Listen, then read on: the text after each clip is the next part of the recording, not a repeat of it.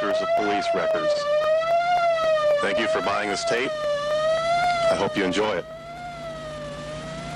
It is intended primarily for collectors of police records, so if you aren't interested in the police or the records, I suggest you get a pillow. This is a homemade production, and there are a lot of rough edges in it that I left in there on purpose.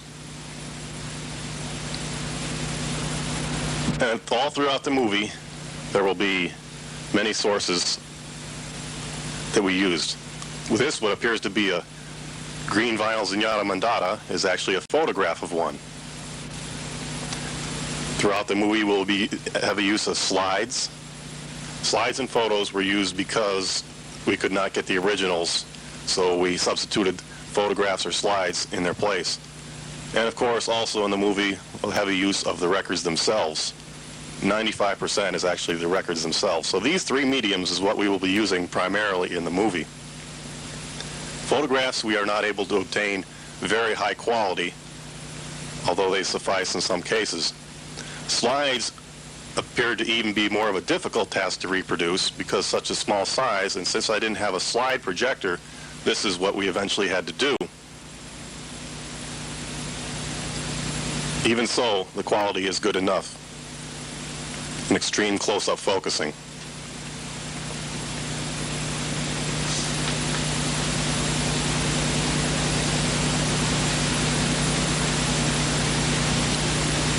When the records and sleeves themselves are shown, occasionally we will have to go into a close-up. And because we don't have professional equipment, what we've had to do is simply a finger or a pencil will appear on the screen, followed by an immediate close-up of the screen. As you can see, we can get close enough to get pretty good detail on small print. Also throughout the movie, we'll be using posters as backgrounds for, say, Regatta de Blanc. Posters, we also may venture into press kits and various other paper items and miscellaneous things. In this case, don't you hate when people write on your posters? Anyway, it will be used primarily as a background to break up the monotony of a plain background such as a board. We'll be starting with the earliest police single, which is of course Fallout, all the way through King of Pain in chronological order, one single at a time. Then we will go to various other artist 45s, followed by picture discs, followed by 12-inch 45s by the Police and other artists. Then we'll go to Police albums, then albums by various other artists related to the Police or their solo projects, radio show transcription discs, followed by bootlegs, and lastly, even gold and platinum record awards.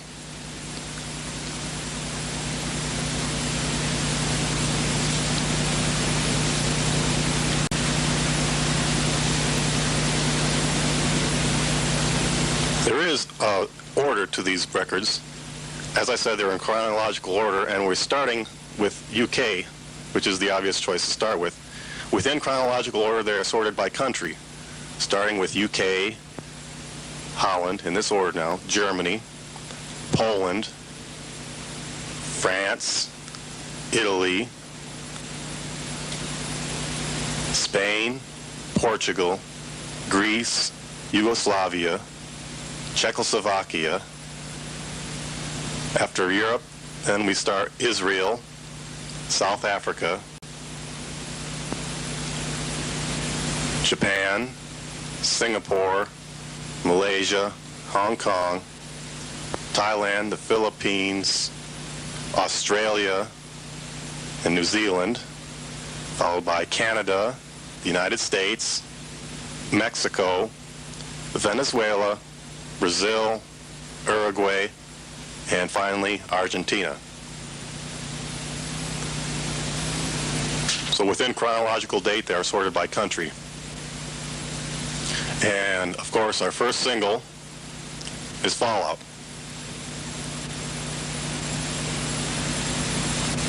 Fallout was originally released with a black and white picture sleeve, had to be pressed with only 2,000 copies originally.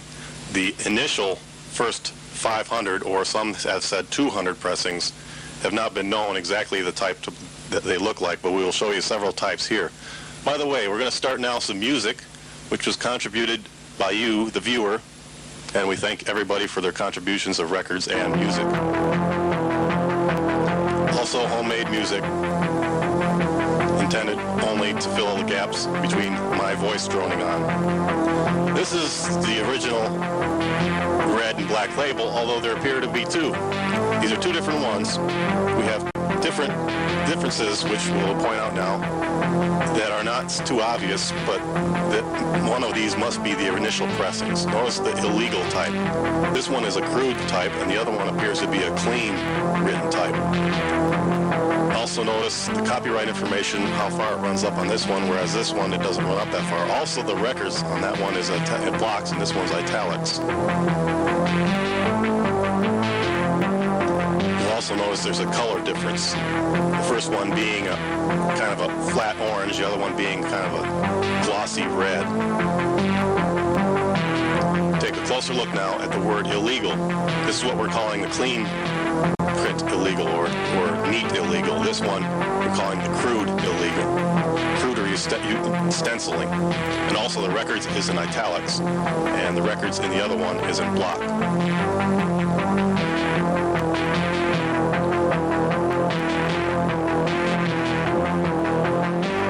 Both these type came in a black and white picture sleeve. This is what the back of the picture sleeve looks like to fall out, the original black and white one. Notice the sleeve openings. There are two different sleeve openings, which I will show you now. Both the crude and the neatly written illegal came with two different picture sleeve openings, although the picture sleeves otherwise were practically identical. Notice the black filler where the opening looks like it should have been larger. This one, the cleaner written illegal, has no filler. Also, you will notice the different cut of the picture sleeve.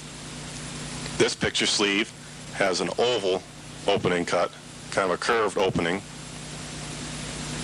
That's for the crudely written illegal now. And this other one, for the cleanly written illegal, has a square cut opening. That's so you can know how to match the sleeve up to the record. You know exactly which sleeve goes with which record, although we aren't sure which actually was the initial first pressings. This is another indication, the cut of the end of the picture sleeve. Notice this one has a square cut, and this one has a slight bevel cut to it. The bevel cut goes with the crudely written, and the other cut goes with the cleanly written illegal.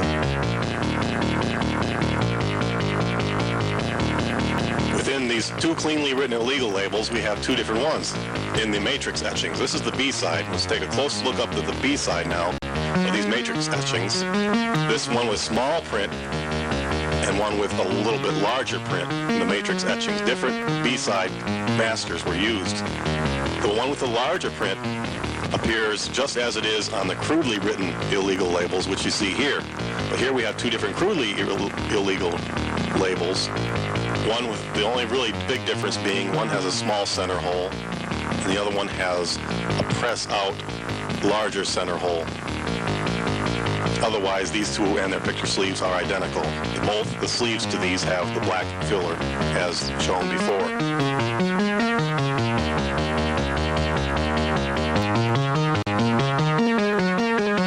Luckily, the reissue of Fallout was easier to distinguish, but we'll get into that later. This is the original, what we are thinking is the original, anyway, cleanly written illegal, has a square cut opening. This is illegal number 2, the second single to follow on the illegal label. It also has a square cut and a cleanly written illegal records label. So you be the judge between these two. Both of them also have this slight bevel cut to the picture sleeve opening. Illegal 1 and illegal 2. If you put in the crudely written illegal label, you'll notice three different color versions, actually two different color versions. This one, cleanly written illegal. Here is the crudely written illegal. Notice the different colors. And then illegal number 2, which matches the other cleanly written illegal.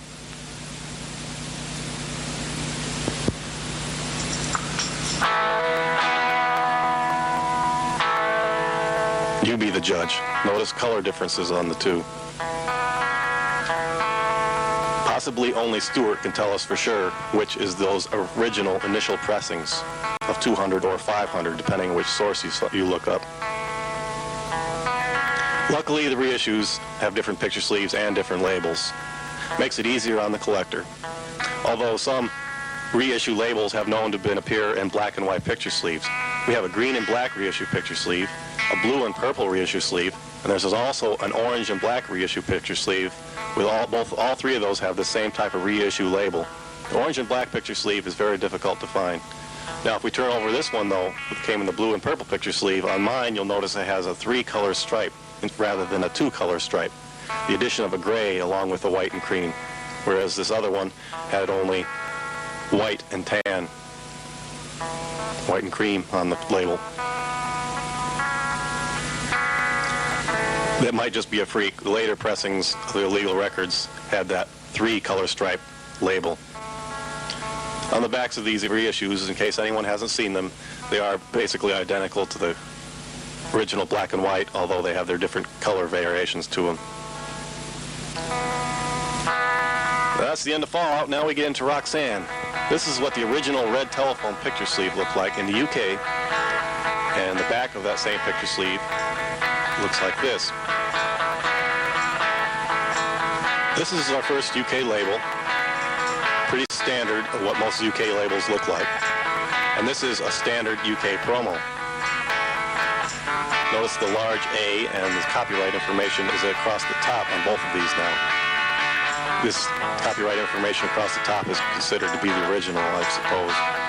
This large A, let's go in for a close-up.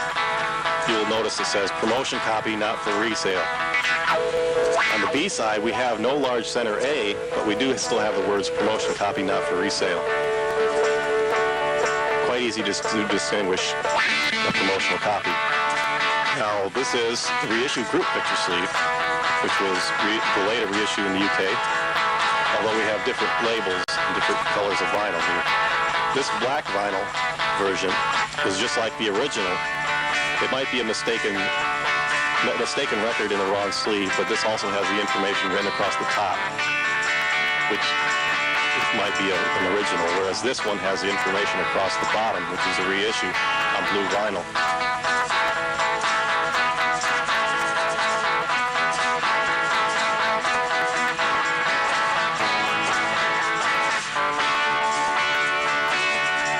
Within the UK, there is also other variations to this Roxanne and the reissues. Now, all of these are reissues.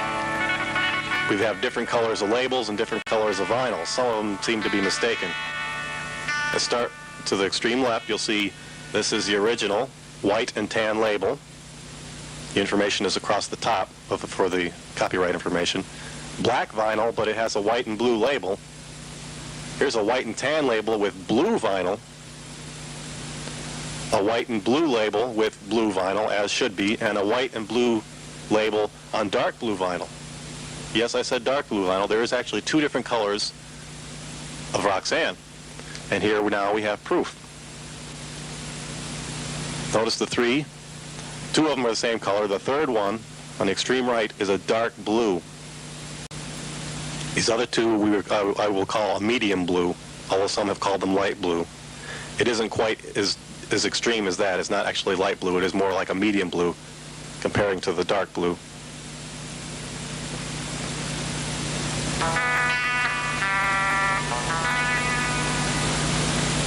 Notice all of these except this one have the copyright information across the top, whereas the others have it across the bottom.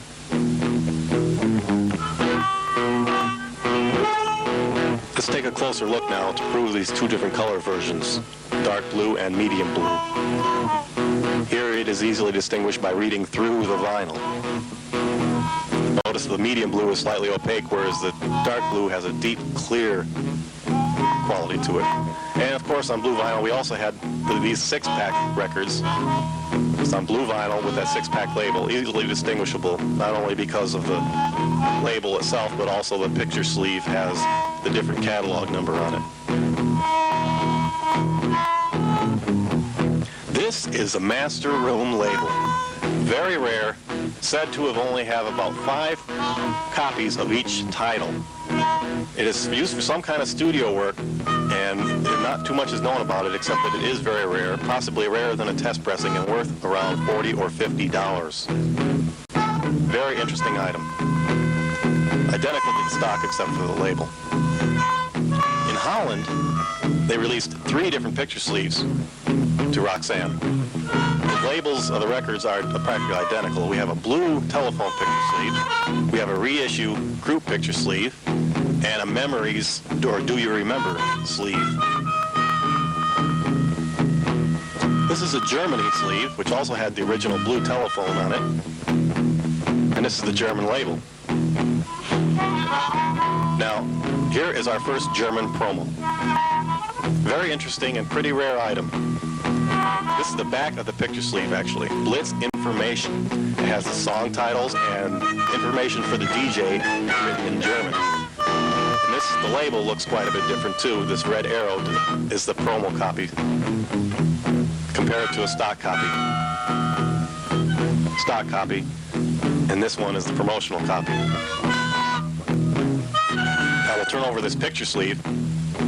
The front is the same, but the back is the more interesting part. The front is the original blue telephone picture sleeve, and the back of the record has no red arrow. This is the B-side now. It has only a plain white label promo. This is the B-side, and this is the A-side. The A-side has the red arrow. Notice this is where it states promotional copy, although it's in German. I can't read it for you.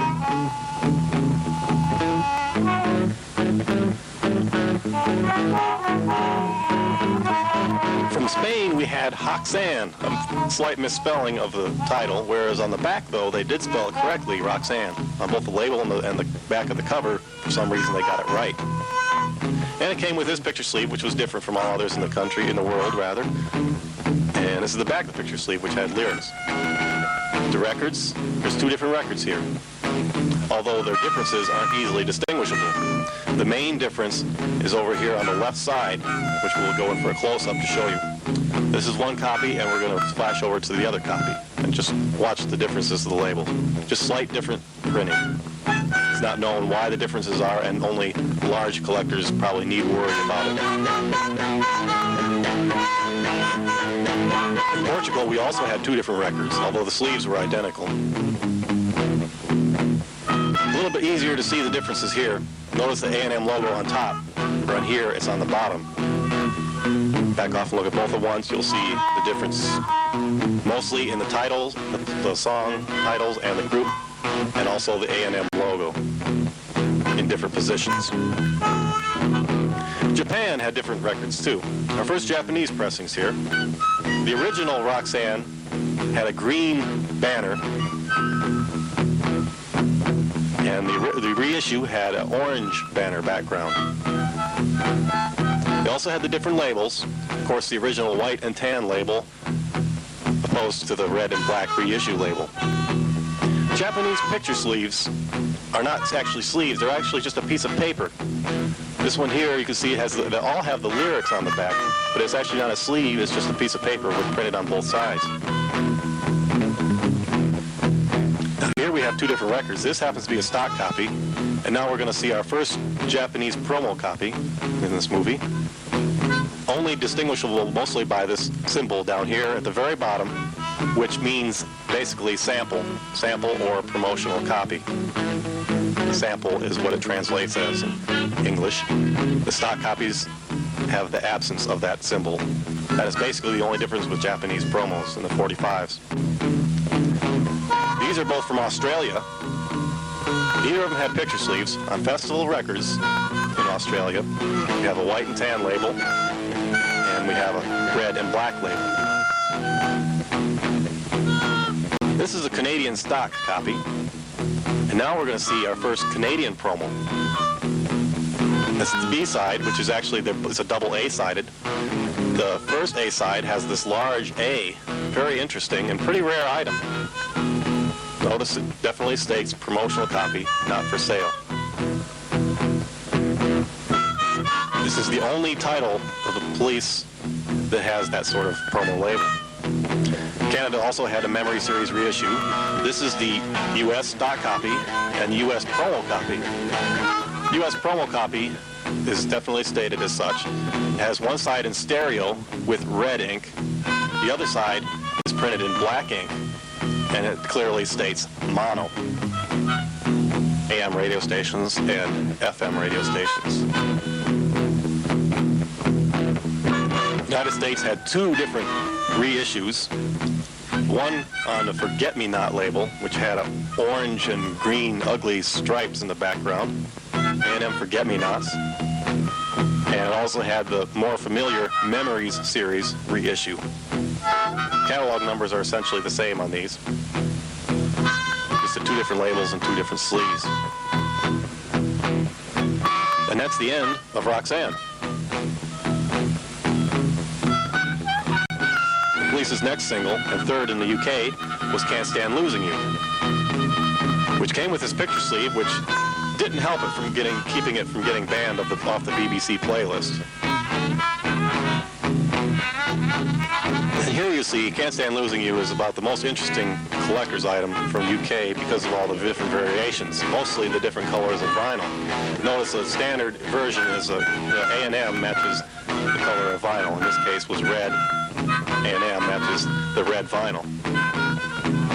We'll start. We also have different labels which seem to be wrong colors, such as this, a white and blue label on black vinyl. Here is a white and tan label on black vinyl, as it should be. This is a promotional copy. But here's another promotional copy, which has a white and blue label on black vinyl. Figure that out. And here is a white and blue label with a light blue vinyl. This is a white and blue label with a medium blue vinyl. Notice I said medium blue because here is the dark blue, which has a white and blue label.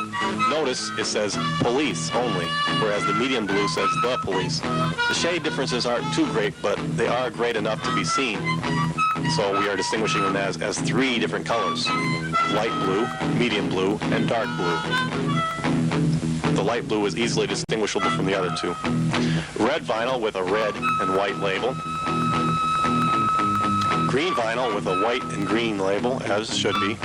Yellow vinyl, which is one of the more rare ones, with a white and yellow label. And the rarest of all seems to be the white and tan label with the white vinyl. So all these differences seem to be significant enough to collect. But we also have those same variations in large center holes.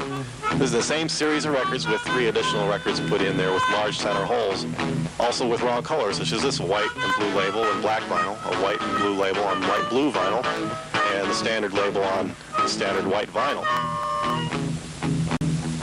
Another master room label, this one on green vinyl, also very rare, probably rarer than a test pressing. And here, next is the blue vinyl, same thing except just on blue vinyl. It's not known why these things are made like that, but they are very rare. This is the 6-pack, but we also have a 6-pack on black vinyl. Figure that out. Standard blue vinyl, but sort of a misprint on black vinyl. Holland had 2 different picture sleeves. The original Suicide picture sleeve, and this reissue, or second pressing, actually, group picture sleeve. The labels to the records are practically identical. I'll show you what the back of the picture sleeves look like, which are different as well. Germany had a picture sleeve, the same as the UK. The German label looked like this. It had a British flag up in the top corner. This other one does not have a British flag, but this one happens to be promotional copy. The familiar red arrow across the front of the label. This is the promotional copy. And the back of this picture sleeve also has that Blitz information, just like the Roxanne, a collector's item. Now we go to Portugal. Portugal had 2 different labels and 2 different picture sleeves. First, let's look at this picture sleeve, though. This is a standard. Look up in here. Now, this is all sort of a freak. Has white instead of blue. Probably just a freak, and possibly just a few of those were run off, mistaken colors. And here we see the 2 different labels. Again, like the Roxanne, the main difference is where the way the titles and the A&M logo are arranged on the label. That is the primary way of finding these in the first place. The backs of the picture sleeves are only very slightly different up in the upper right-hand corner. The catalog number is slightly different. This catalog number matches with this label, and the catalog number for this one matches with this label. Only very slightly different on the picture sleeves, mostly just in the upper right-hand corner. Australia and New Zealand. Neither of them had picture sleeves. Australia had a white and tan label, as did New Zealand. Our first New Zealand 45. This is Canadian promotional copy. Now notice this promo is a lot different from Roxanne. This is where they changed their style already. Up here is where it designates it as a promotional copy, not for sale. And this is the stock copy, which you see does not have that printing at the top. The only difference. States had an interesting picture sleeve, different from all other countries in the world. That's the back of it. And our 2 different labels that we have up here are just the stock copy and a promotional copy. Promotional copies in the United States are double A-sided. 2 different colors of ink. So Lonely was the next single in the United Kingdom. This picture sleeve was pretty standard throughout all of the So Lonelys. Same picture sleeve practically for all these labels. Here we go again. Different labels from all in the same country. This one is not known if it's the first pressing or a later pressing. But if you look, it says So Lonely, but it has the small capital letter, only one capital letter. It says police only, not the police. And has copyright information across the top. And both this one and the last one have time this time instead of no time this time. So it's considered that might be a first pressing. This is a possible later pressing, which you'll notice has capital letters, all capital letters, information across the top, and says the police rather than police. You'll notice the catalog number on this is below, the A is below the catalog number. Now in this one, the A is above the catalog number. That's the most easy way to distinguish this one from the last. Copyright information across the bottom as well. It says the police. And this next one is actually just a promo of the last label.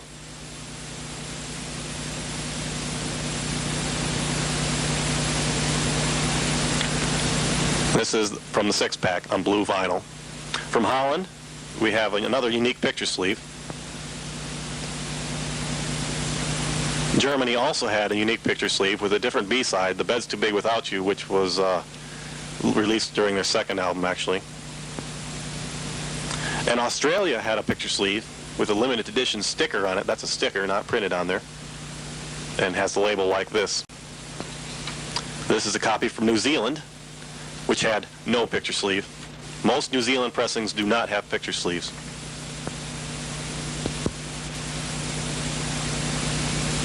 Message in a Bottle was the next 45 from the UK. Most countries had this basic sleeve design, but as you see, the UK had many different discs. A standard black vinyl with a press-out center hole, and one with a large center hole. This is standard promo,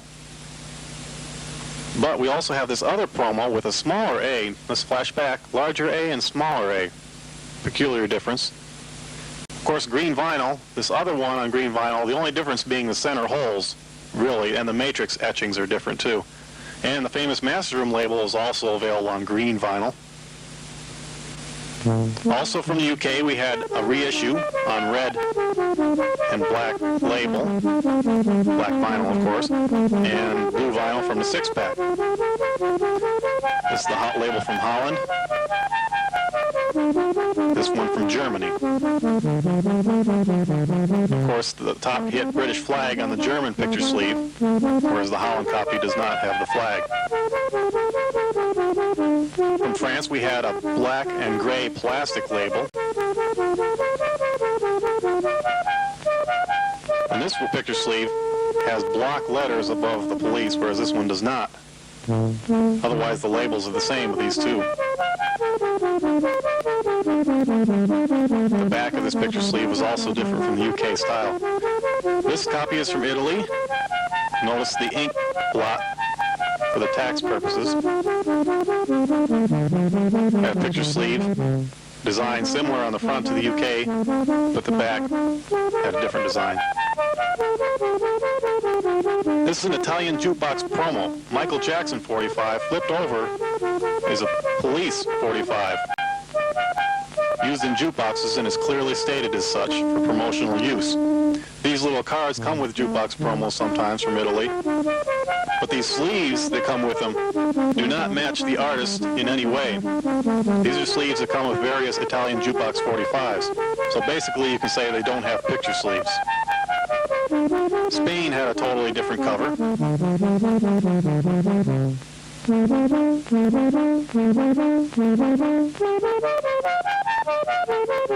Back design also had the lyrics printed, as most early Spanish 45s did. The two labels are, of course, stock and a white labeled promo.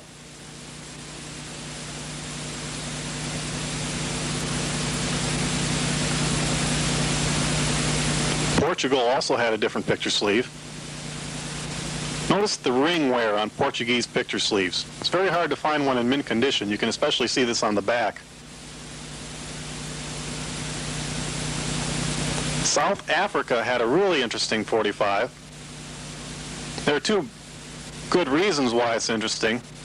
One is not that it doesn't have a picture sleeve. The picture sleeve, actually the sleeve rather, has the glue tabs on the outside. For some strange reason, they glue the glue tabs on the outside rather than the inside. The second reason it's very interesting is because it has the live version of Landlord on the B side. Japan had a different picture sleeve.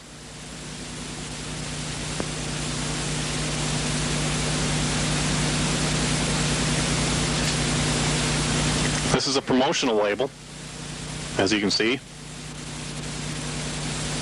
Also notice up by the title, we don't have a time listed. Where on the stock copy you see, does have the time listed. For some reason, we have a difference there.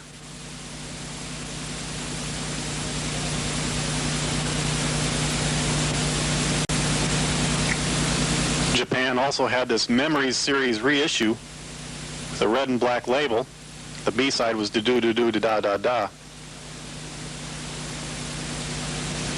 This from Australia had no picture sleeve. And this from Canada also had no picture sleeve. The United States did have a picture sleeve, which was actually a poster sleeve.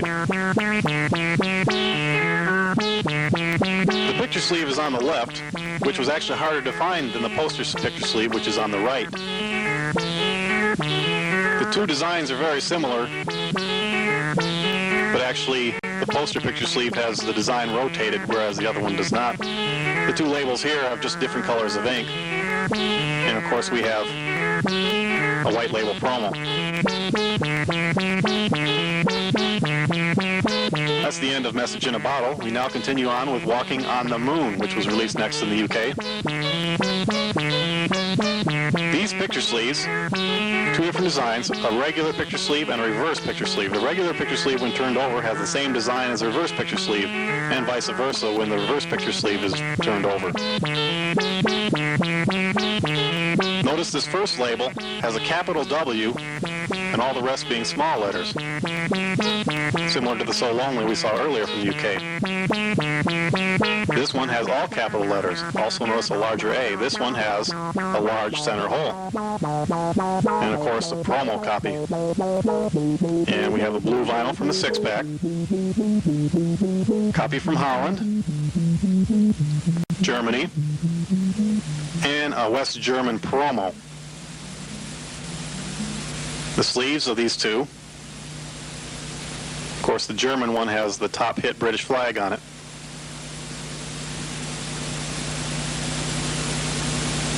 France had a different picture sleeve, as well as two totally different labels.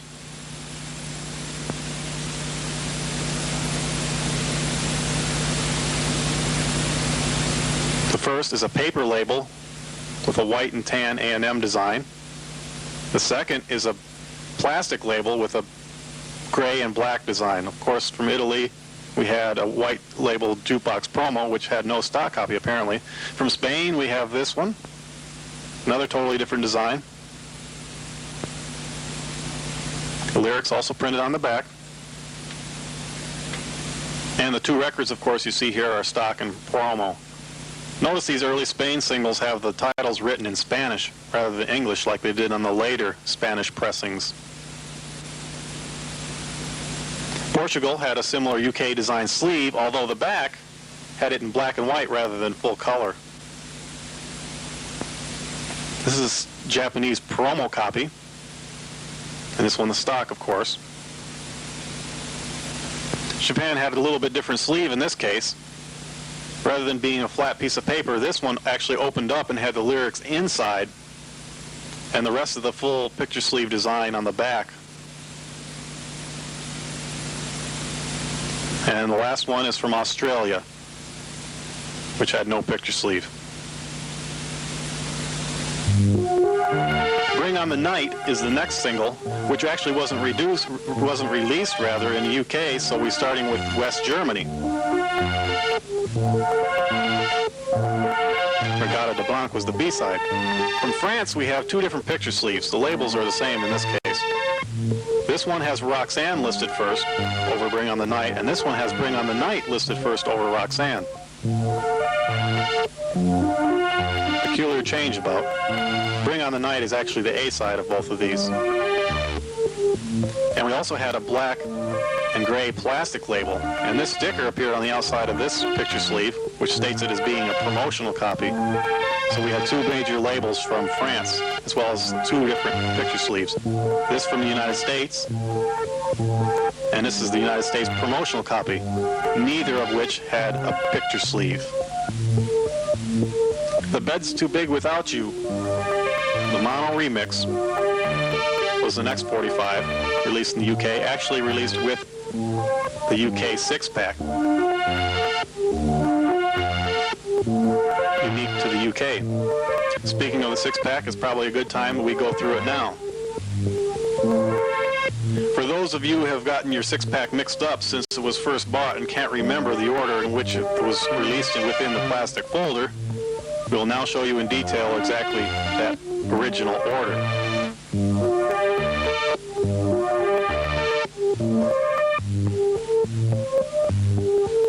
Of course, these are lyric cards, which have the song lyrics for each title.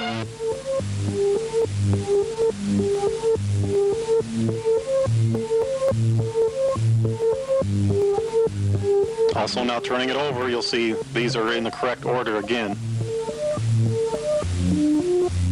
Of course, all the 6 singles that came with this set were on blue vinyl with the Police label. This next 6-pack is still sealed. The big difference about this is the sticker.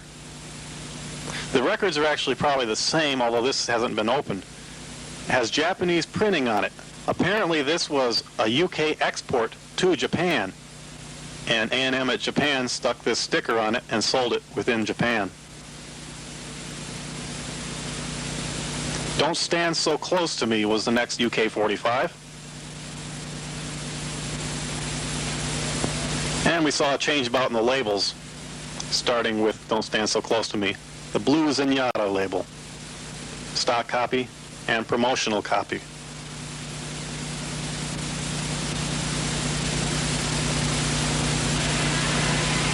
This is actually a poster picture sleeve, and for those of you who have not seen the UK poster picture sleeve, you are about to.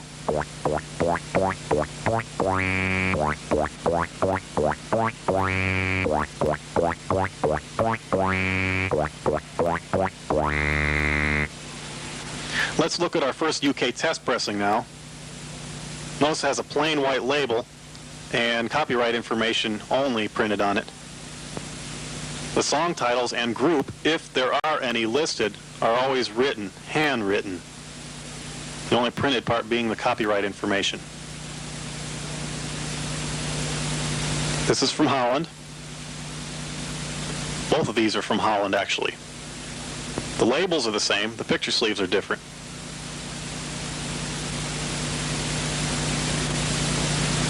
Actually, these are very easily distinguished because this one's a poster picture sleeve,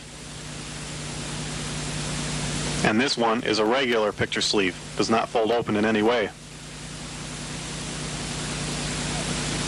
Germany had two different labels and two slightly different picture sleeves. The label differences are obvious, but the sleeves aren't so obvious. The label, a blue zenyatta label, which is actually more of a purple shade, quite a bit deeper blue, and of course a white and tan label. The picture sleeves are only the differences in opening. The white and tan label opens at the side, and the blue zenyatta label opens at the top. I mean, the picture sleeve opens at the top, rather. This is from France.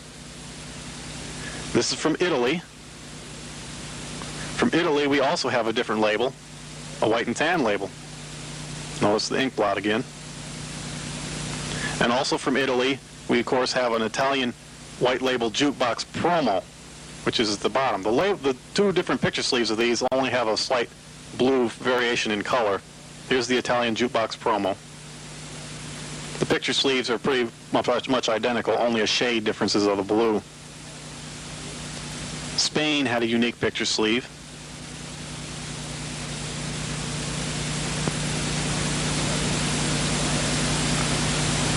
No lyrics this time on the back. Here we see a stock copy, this time in English titles. A promotional copy. Notice this up here, and look at this next promotional copy. There are quite a bit of differences. If you look at these again, you can pick out some of the differences, mostly at the top. Copy from Portugal. Although it looks like a promo, it's not. This is a stock copy from Portugal. It had an inner black sleeve within a poster picture sleeve. Notice the label again. Now let's turn it over. It appears to be very much like a UK promo, but it is not. It's a stock copy from Portugal.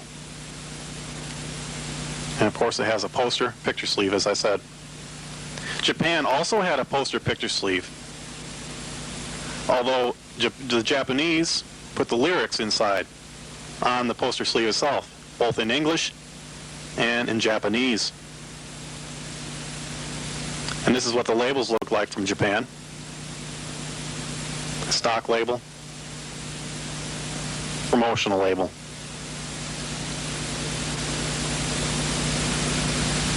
The Japanese also had a Memories series reissue, which is next. The B-side of this is Walking on the Moon. Another unique black and white picture sleeve. But the real find from Japan is this. This is an edited version of the song for promotional use only. It had this picture sleeve. No printing is on the back of this sleeve, however. The label is, of course, a promotional label, white and tan, as opposed to the blue zenyatta label or the red and black label. Also notice it has a totally different catalog number. Also, it definitely states it as being a promotional copy. No stock copy of that was available. This from Australia. It had a limited edition poster picture sleeve. This one from Canada had no picture sleeve. The United States did have a picture sleeve. Don't you love the unique designs the U.S. have? Known for their bad picture sleeves, I guess, at times. Although it is unique to the world. This is a stock copy. And on the red and black label, we're going to see our first promotional copy. Notice the only real difference being this promo notation at the side of the label as such. The stock copy does not have that notation. A U.S. test pressing. The first U.S. test pressing in the movie. A little more interesting, the UK test pressing. It has the plant listed, where it was pressed, the group, the song title, usually handwritten, and also has this notation up here, a little description of what a test pressing is. This is a test pressing intended for use in determining the technical quality of the recording only. It is not to be sold or distributed to the public. This one is real interesting. From the West Indies. Notice the label. No picture sleeve, but still very interesting. Isle of Barbade also has the notation. Here's our first copy from Brazil. Brazil has very interesting picture sleeves quite often. As you can see, it's not only a unique design, the label too is unique.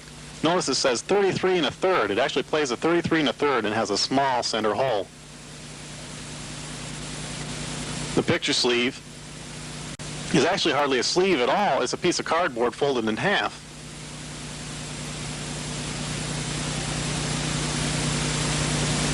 This is another Brazilian picture sleeve. Very rare, a 4-song EP from Brazil. Very beautiful picture sleeve design and pretty rare and hard to find.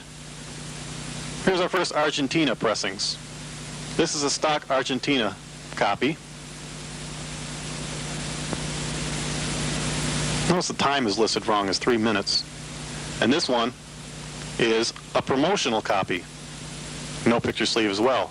Argentina 45s do not have picture sleeves. Notice the promo notation at the top. Times are listed wrong on both of these. Next we move on to do-do-do-do-da-da-da-da. Next in the UK. Of course, the blue Zenyatta label, followed by a promo label.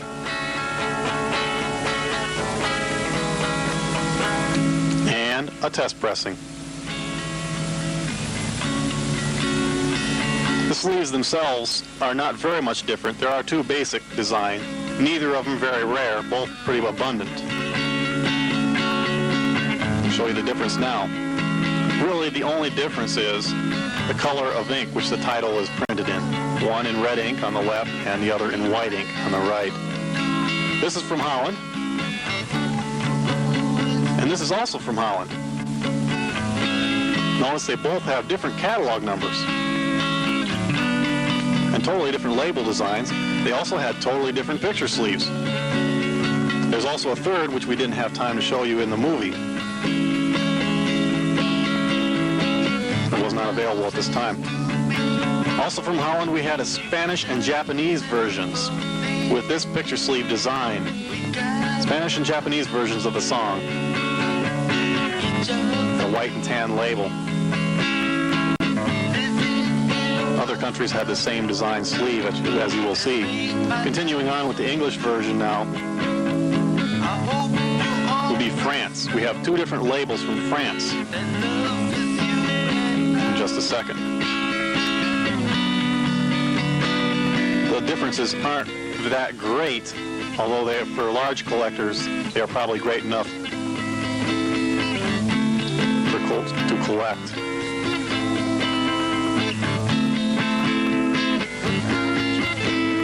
Flashback again because it's difficult to see.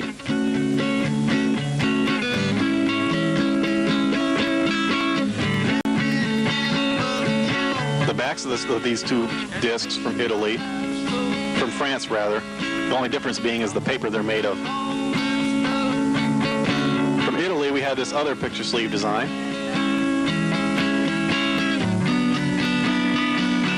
Also we have an Italian white label jukebox promo.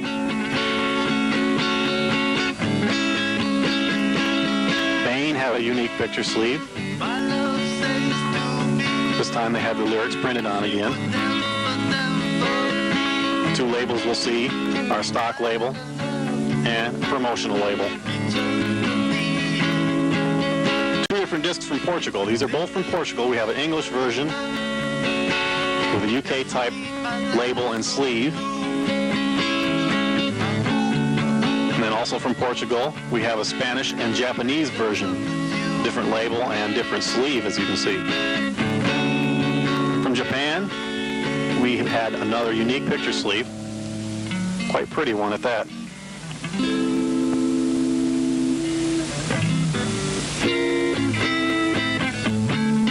Here we have a difference now. This is a stock label. promotional label. But the difference being in the promotional sleeve. This is for DJ use. We're calling it the Promo DJ sleeve. It's actually just a plain white sleeve with some printing on the ends. It comes with a regular picture sleeve insert, but instead of being an A&M sleeve, it is this special promo sleeve for DJ use. Notice it also has the catalog number on there. This is from Thailand. A Thailand jukebox promo. Do on the A side, and Don't Stand So Close to Me on the B side. This one from Australia had an edited A side and a limited edition picture sleeve made of a different type of paper, by the way. This is a New Zealand label. No picture sleeve. Although let's take a look at the back of this disc, because this is sort of a freak. No label. This is Canada, which also had an edited A side. The United States had 3 basic picture sleeve designs. This one, you can see, has titles and no hole. This one has a hole with titles. And the last one has a hole with no titles. And as you can see, label variations were great. A white and tan label. A yellow and blue Zenyatta triangle label. A silver and red Zenyatta triangle label. A white label promo with black ink on both sides this time. A red and black label, English versions now. A Memories reissue label. A test pressing. And notice this is sort of a freak. Notice Friends on this side and Friends on that side. Actually, it's just a wrong label on one side. The United States also had the Spanish and Japanese versions with that picture sleeve design and 3 basic record designs here. A large center hole, small center hole, and a promotional copy with a large center hole. Brazil had another different sleeve. Although this one is the same as the last one, it also is just a cardboard fold-out sleeve. And we have 2 labels to show you. A stock label and a promo label.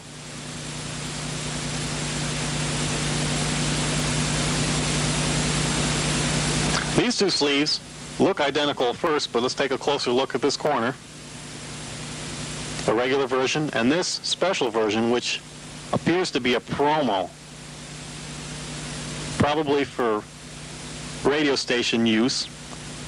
Notice the design is different on the back.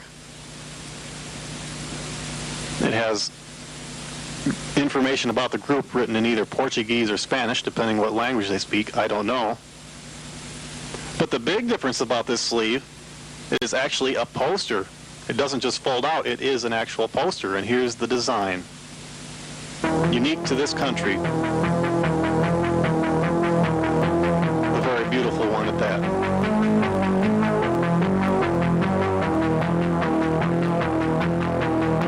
Argentina had a few less interesting pressings. Although the A side is in English and the B side is in Spanish on this stock copy.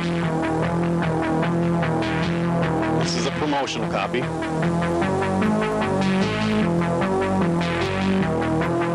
And this is a test pressing from Argentina. Even less interesting to look at than the UK test pressings.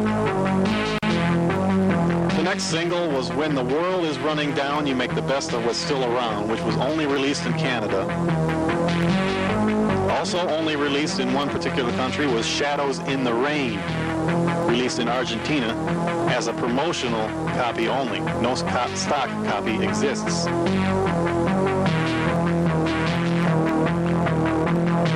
Invisible Sun was released in a few countries, and this is what the sleeve looked like in the UK.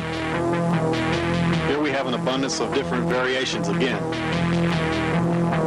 Let's take a look at a typical label. typical promo.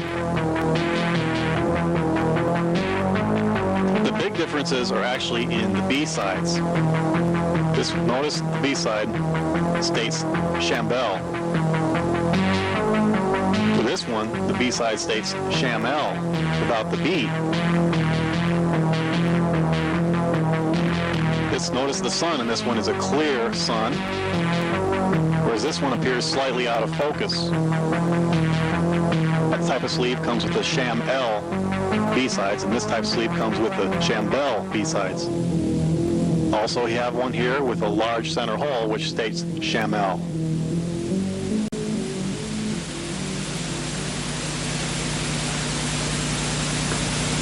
From Holland, we had a different picture sleeve, although you'll recognize this sleeve later.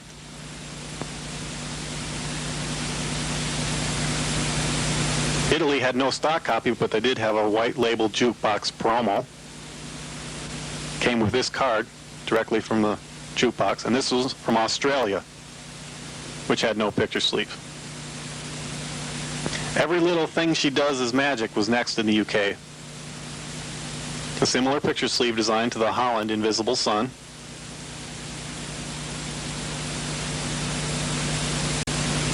Notice the label of this stock copy says Police rather than The Police. This one states The Police, being a promo copy. This is the basic picture sleeve design. This, by the way, is Holland. This is West Germany. And this is Italy. But the sleeve design is basic to most of the countries in Europe.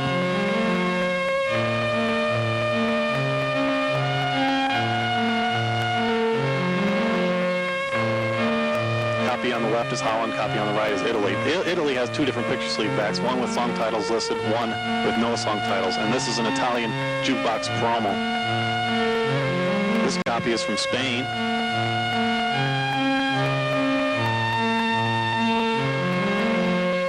A different picture sleeve back with lyrics printed.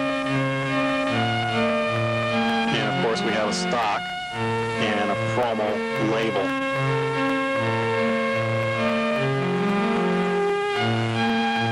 This is from Portugal.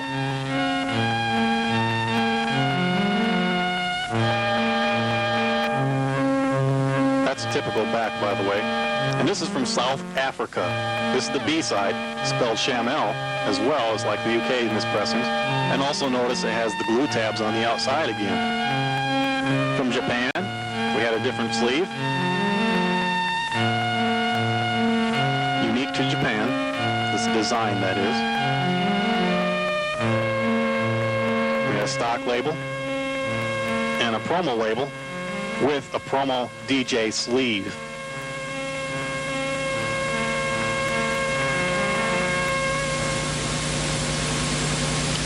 Australia and New Zealand. Australia red and black label, New Zealand with a white and tan label. United States, stock label followed by promo label. Brazil had another unique picture sleeve.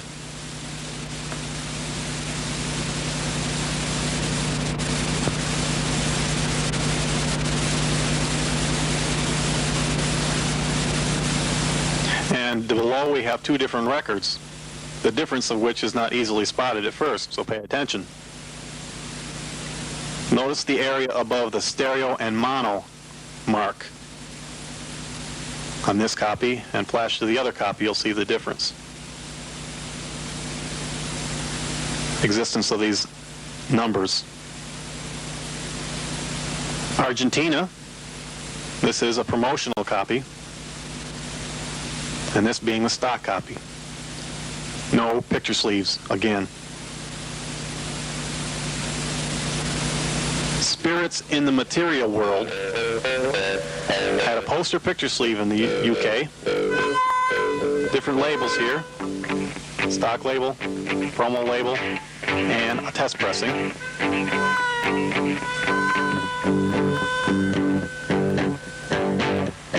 And again, for those of you inexperienced in police collecting, we'll show you the inside of the picture sleeve, the poster picture sleeve.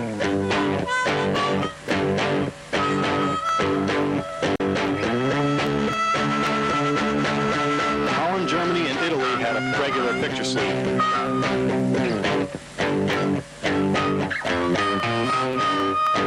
Holland, Germany, and Italy in that order.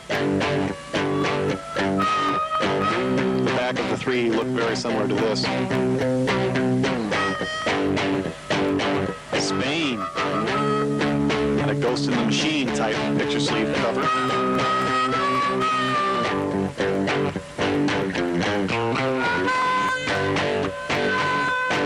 This is the stock label, and this is the promo label.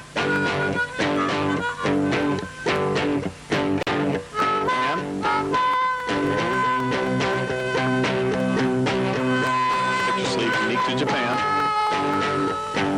And the two labels we have here, of course, are a stock and a promo. Promo having a promotional only DJ sleeve. The last Japan 45 to have that sleeve, by the way. Australia and New Zealand, neither with picture sleeve. New Zealand. Canada has J'aurais touché from the Trois on the B-side. No picture sleeve. The United States did have a picture sleeve, and it was different for the rest of the world.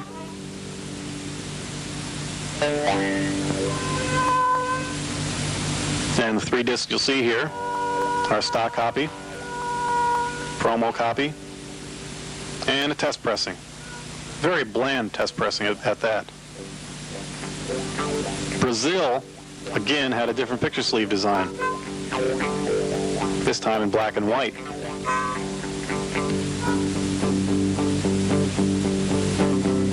And the basic label design. Argentina and Argentina promo. Again, no picture sleeve for either. This is the stock, and this is the promo.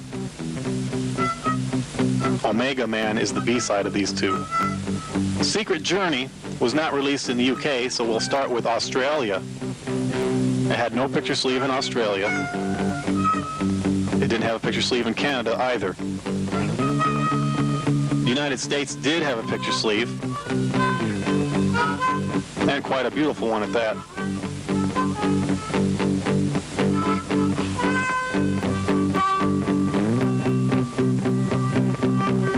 Darkness was the B-side.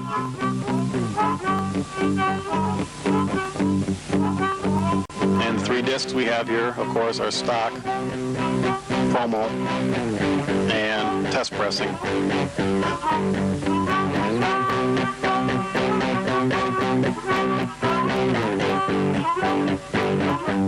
Every breath you take. Of course, if you haven't seen this picture sleeve, you haven't been collecting police records for very long. But this is the general design anyway, throughout the world practically. So we won't show it any further. This stock copy, promotional copy, and a test pressing. This is from the double pack. Truth Hits Everybody, the remix version.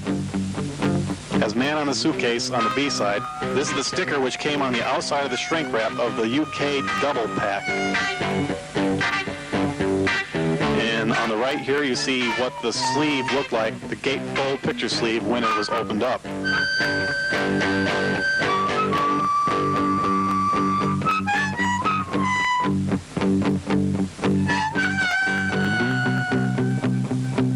These are all from Europe. Let's start down here in Holland. Notice the song is credited to Sting, whereas this next copy from Holland is credited to G. Sumner. Look at that again. Two different labels. This copy is from Germany. France had a gray and black plastic label. This is from Italy. Spain. Spain, one-sided white label promo. Portugal. South Africa. Now, South Africa did have a picture sleeve, and it's definitely worth looking at. Because here again, we have the glue tabs on the outside. Appears they're a little backwards in South Africa. Also has a stock copy with a stock sleeve, A&M logo sleeve, also with glue tabs on the outside, as you can see. This is from Japan, Japanese promo. And the picture sleeve was only slightly different. One of the big differences being, of course, the lyrics, which are also on the inside, fold open sleeve.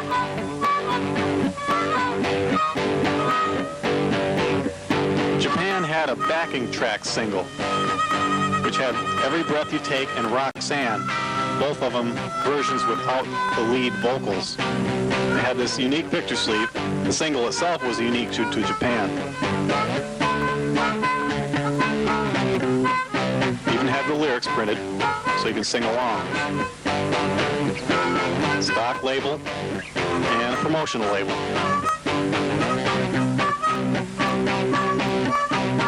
Australia had a limited edition picture sleeve. This is what the label looked like. New Zealand, don't you love it when they put their stickers on the labels? And Canada.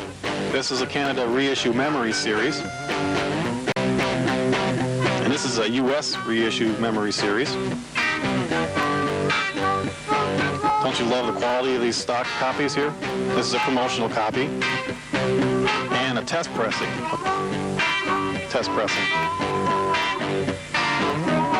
Mexico had a label which was actually more of a purple than a red. This one's from Brazil. And Brazil had a slightly different picture sleeve, mostly just the back, though, had the lyrics on the back. The front design was the same. And this copy is from Argentina, a promotional copy only, edited. Both sides of this single are edited, and no stock copy was available.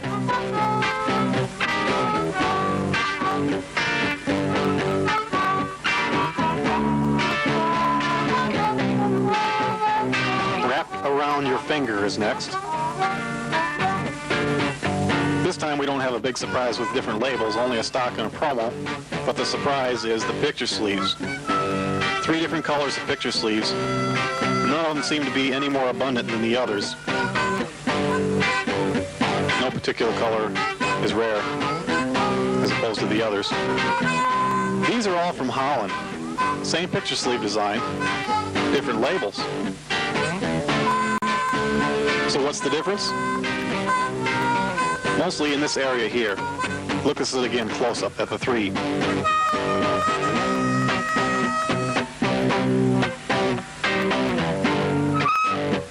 Only of interest probably to larger collectors. This copy is from Italy, Spain promo, Australia, with a limited edition picture sleeve, and New Zealand. This is the only New Zealand 45 known that did have a picture sleeve, but it's an Australian picture sleeve. A New Zealand 45 within an Australian picture sleeve. U.S. stock copy and promo copy and test pressing. Had a different picture sleeve, though, in the United States. Taken from the video, obviously.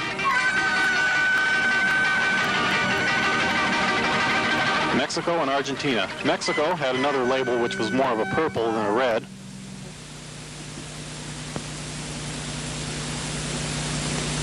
And Argentina had another promotional only. Both of the sides of this song are also edited. Synchronicity II is on the B side of this. Both sides edited. No stock copy available. Synchronicity I was only available in Japan as a 45.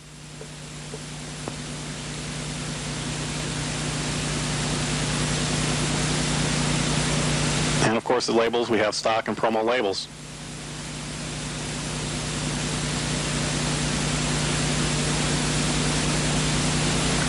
Synchronicity II, however, was released in many countries.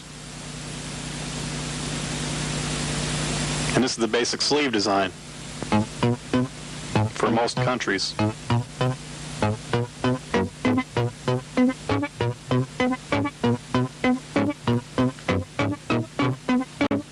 And the 245s we have here are stock and promo copies from the UK. But we also have a different sleeve. This is a promotion sleeve. It's just a sticker on the sleeve, outside of the sleeve. But the big difference with this sleeve is not in the sticker, it's the fact that it opens up. They're calling this the gatefold merchandising picture sleeve. Has information, promotional information about the, quote, new police single. This says DJ copy not for sale. Looks like a test pressing, but apparently it's some kind of weird promo from the UK. This copy's from Holland, Spain, and Spain promo. Now let's look at the same 45s, except turn them all over and read the B-sides now, the song titles. Holland, Spain, and Spain promo. See, it's a one-sided. There are actually no grooves. It's milled flat. Only the A side was issued with this promo. Australia, no picture sleeve. Canada, no picture sleeve. These are all from the US. These did have a picture sleeve. Stock copy, promotional copy, test pressing, a Memories series reissue, and a Freak, which has no black ink, although the record itself is pressed correctly. Kind of strange looking. And our last Synchronicity II is from Brazil. A different picture sleeve design. That's what the label looks like. It's actually just a negative. Well, it has a white background instead of a black background like the Every Breath You Take has. Unique enough to call it unique, though. That's from Brazil. King of Pain is next. This is the UK style picture sleeve.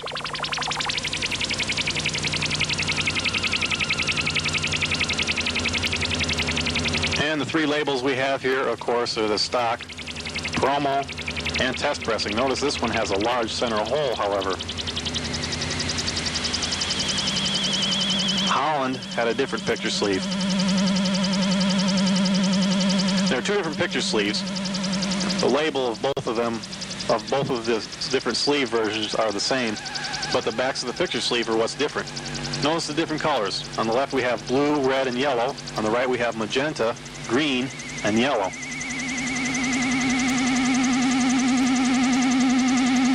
These are both from Spain. UK type picture sleeve. This is a stock copy, and this is a promotional copy. Now the promotional copy had a gold embossed stamp on it, which stated it is a promo on the picture sleeve. Australia and Canada had this picture sleeve. Kind of unusual for Canada to have a picture sleeve. This is one of the few. Australia, white and tan label, also, of course, limited edition. But the Canadian 45 also had that picture sleeve. The United States had the same design picture sleeve. And of course the labels are stock, promo, and test pressing.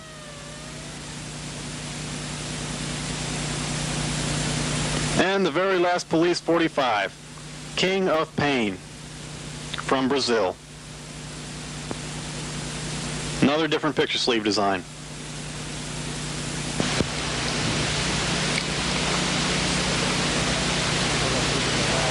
Well, that may be the last of the Police 45s, but we have some other interesting 45s within multi-packs.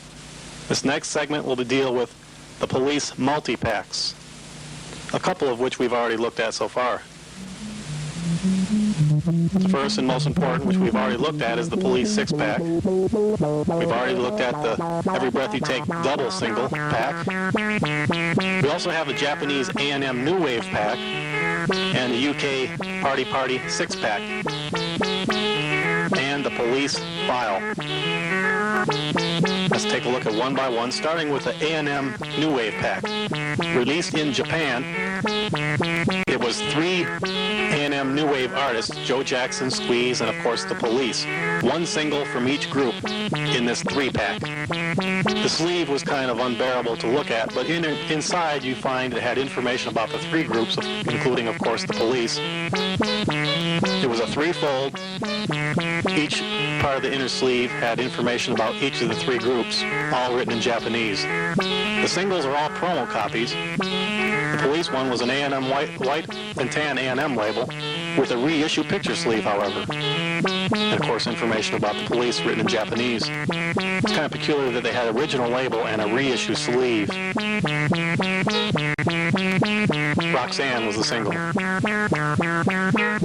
Party Party 6-pack released in the UK only as a promotional issue. Although the singles that were within are not Police, there are 2 Sting singles. It unfolded very similar to the party, or to the 6-pack, the regular 6-pack, the Police 6-pack. The 2 singles were Party 1, which was Need Your Love So Bad by Sting, and Party 2, which was Sting doing a version of Tutti Frutti. The B-sides of those 2 are not Sting. They're promo only. Here's another promo only, The Police File, released in the United States at the time of the first Sting solo album. It was 5 Memories Series reissues 45s. It came in a box. Inside it had a fact sheet about Sting's new album. And some of them also had a button. Few actually had neither of the button. Most of them had neither the button or the fact sheet. This 45 was previously not available separately. Every little thing she does is magic. This station will now leave the air briefly while a suitable replacement is found. I'm definitely going to have to change this movie. Now with the various artist 45s, Stewart, Sting, and Andy as solo artists. This guy, of course, gave us no clue at first, except let's look at this little thing on his sleeve here. This, of course, was Klark Kent, also known as Stewart Copeland. His first single was Don't Care, and this was how the end of the sleeve looked like. Notice the back of the sleeve also gave us some clues. Here we see Henri Padovani, we see Sting, and also Sting here. That should have tipped it off right away for us really hardcore Police fans. Single, of course, was on Krypton Records on green vinyl, KK1, but it was reissued later on A&M on green vinyl as well, however. This one is on black vinyl, though. Kind of an oddity on a white and green label. Also, these A&M ones had a different catalog number. This is a Klark Kent test pressing, KK1, a Krypton test pressing. Don't Care was released in many other countries as well. This one is from Holland. Notice the sleeve difference. And also Spain. This is the Holland label and the Spain label. Oddly, they were on black vinyl rather than green. That's what made them a little strange at first. The backs of these are a little bit different. The Spain one, although it looks very similar, is actually in black and white rather than green and white. Too Cool to Kalypso was Klark Kent's next 45 rather. Came with a different picture sleeve. It was only released in the UK, also on green vinyl.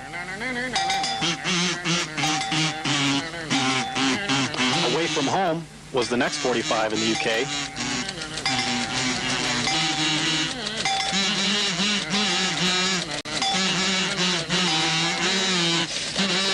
And the 2 copies here we have are stock and promo copies. Plus we have different colors of vinyl. Green vinyl with a white and green label, and black vinyl with a white and tan label. Interesting items. Away From Home from Spain. It's also on black vinyl. Australia had black vinyl. And USA had green vinyl on IRS Records. Different picture sleeve as well for the US copies. Spain is as you can see, have the lyrics printed on the back.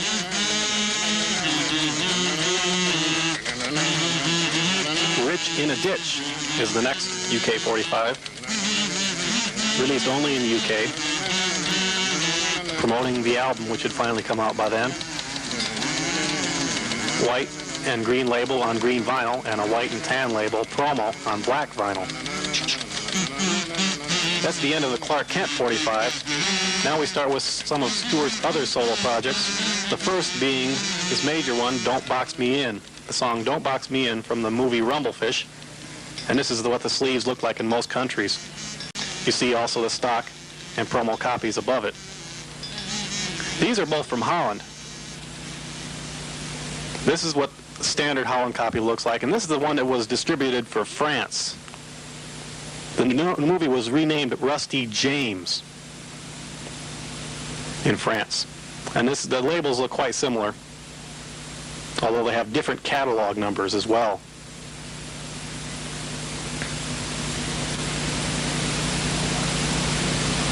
The backs and the picture sleeves were totally different from each other. Italy had two different sleeves, basically. The records were the same, although the color difference, look at the color difference of the back of the picture sleeves. That was the main difference. Australia had no picture sleeve, although the US did. Here you see a stock copy and a promo copy. Stewart's next single was with Ray Lema, called Koteja. Although this was a recent release when this movie was made, at the time of printing, we only had three different countries, actually two different countries available. UK stock copy, UK promo, see a West German pressing with a plastic label. We move on now to Andy Summers' solo projects. Of course, his first major solo projects were with Robert Fripp. His first single, I Advanced Mass, was in UK, France, Spain. Those three are UK, France, and Spain. The picture sleeve design was a little uninteresting. The USA, this is a promo copy. And this is a UK flexi-disc with 4 songs by Summers and Fripp. A clear flexi-disc. Pretty rare and hard to find. Parade was his next 45. UK stock, UK promo. And this is what the sleeve looked like, both front and back.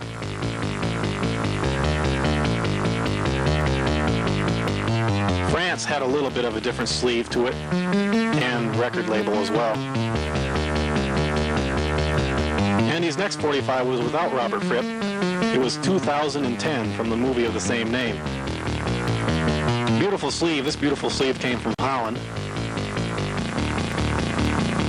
This sleeve is from Japan. And of course here you see a Japan stock and promo copies. The ugly sleeve was from the United States. You see 3 different copies here. You see a stock, a promo, and an electrosound test pressing.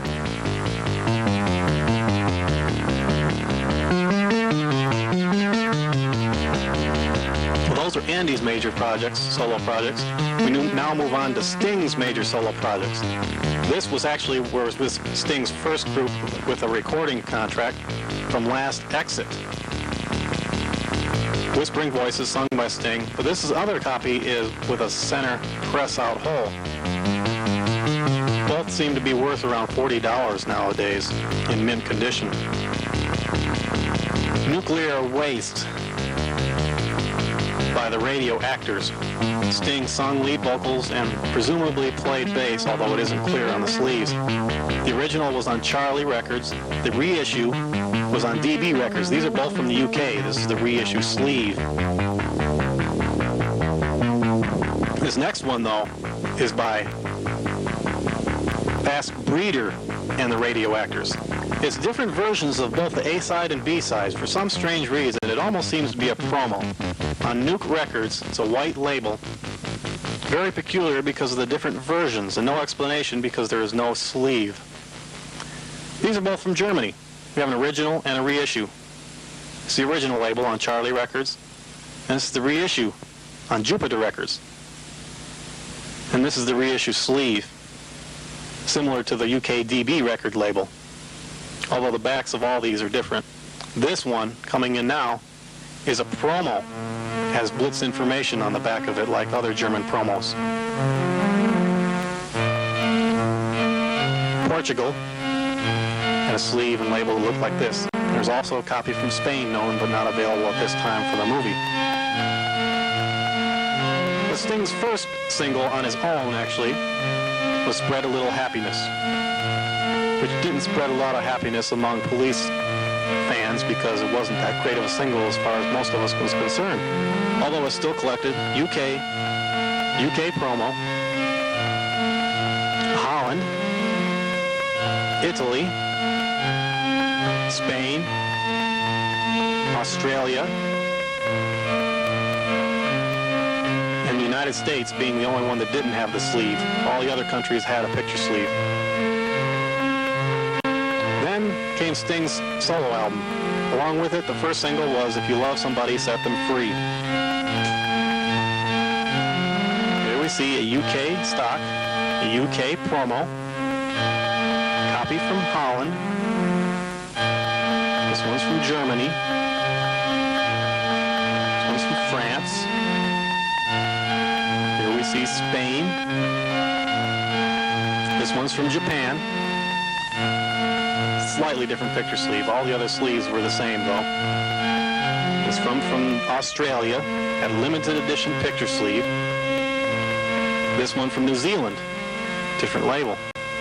Canada had a yellow vinyl copy and a black vinyl copy.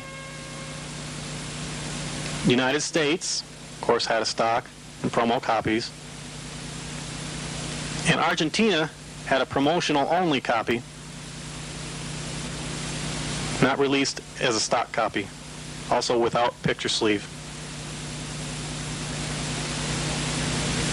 Now the next Sting singles are a little bit lacking because of the recent releases. This is the Special Dance Remix available in the United States and Canada, although Canada we don't have at this time. Stock copy, had different catalog numbers too. There's a remix version, promo copy, and a very ugly looking test pressing, even worse than most UK test pressings with absolutely no printing on it. Now the rest of these are a little sketchy, as we said, because these are all fairly new releases at the time of this movie. Love is the Seventh Wave. This is what we had at press time. UK paper label, UK plastic label. This one, I believe, is from Holland, and the United States also had one.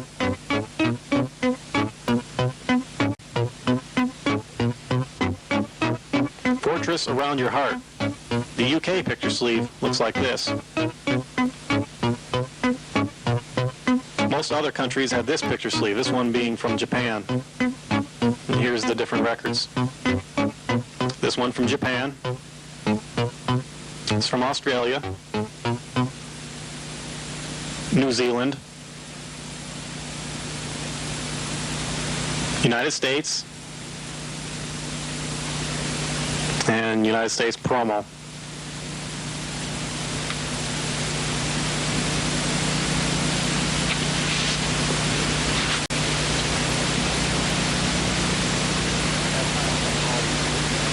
At that time, that's all the Sting singles we had from the new album.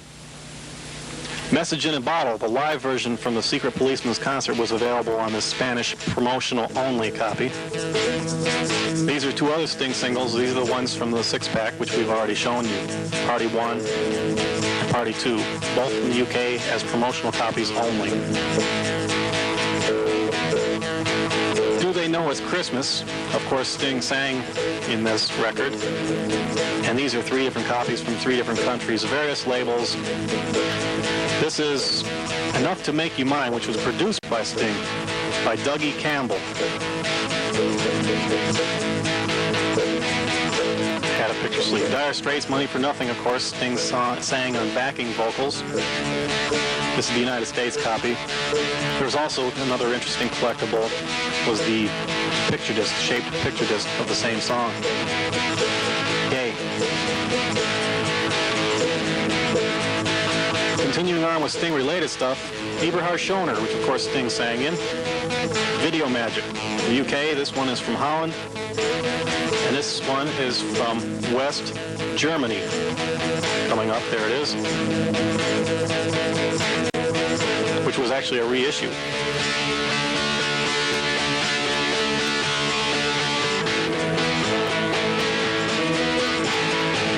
Continuing now with Andy's material. Good, by Zoot Money's Big Roll Band. This is a UK promo from 1965. Andy Summers, actually, he was known as at that time. This is Something Is Worrying Me from 65. This is Let's Run for Cover from 66. This is Big Time Operator from 66.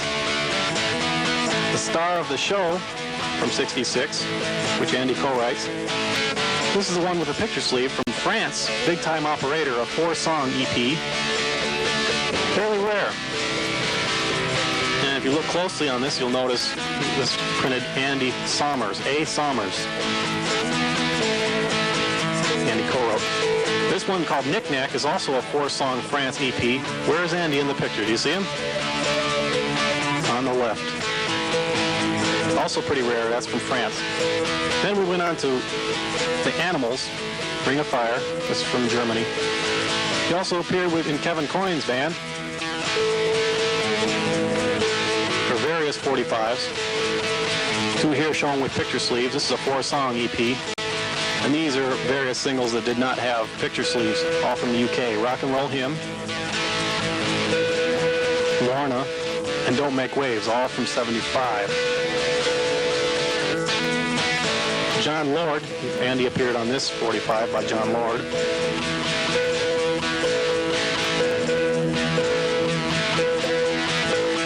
These are Stewart's solo projects, various projects with other artists.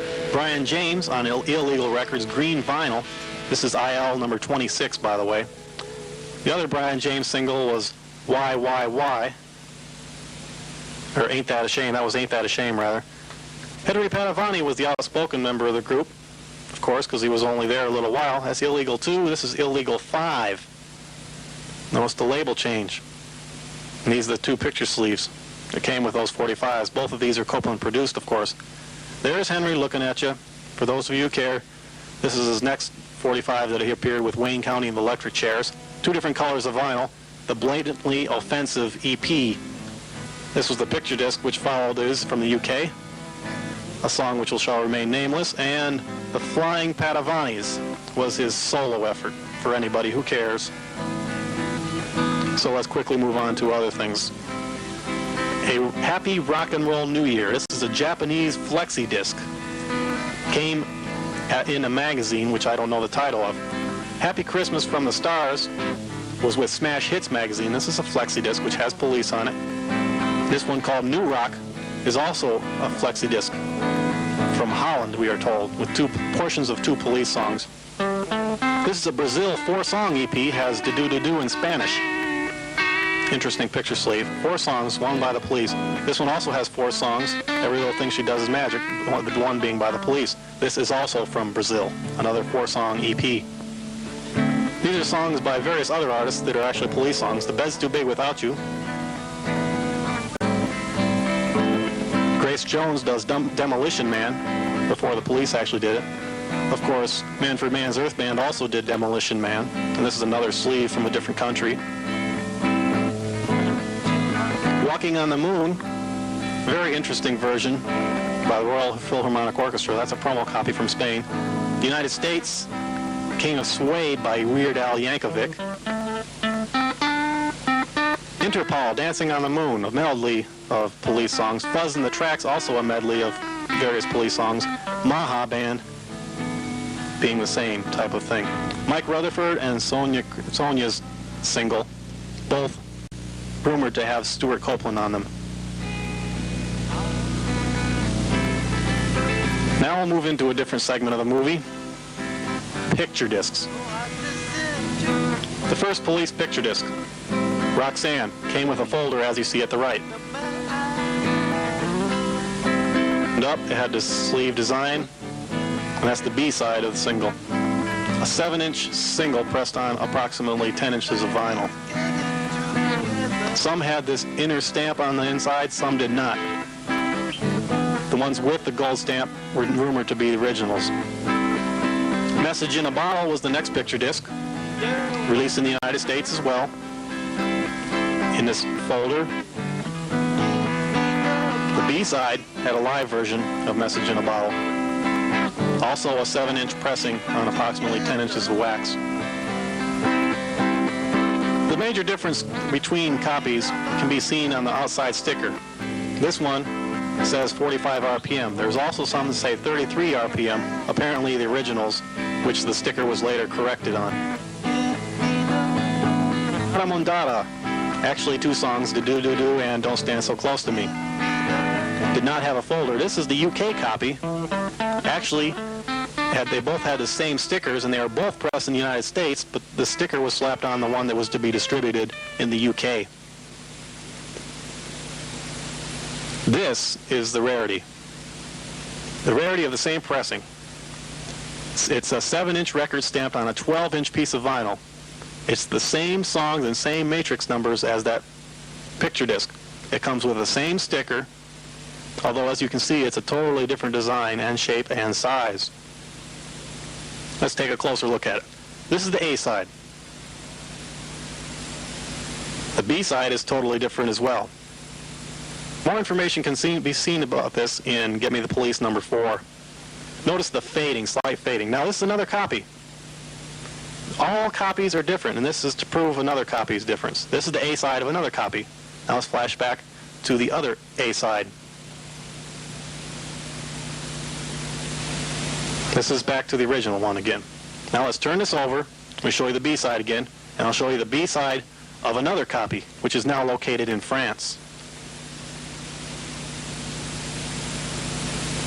Notice the different designs, how they can converge.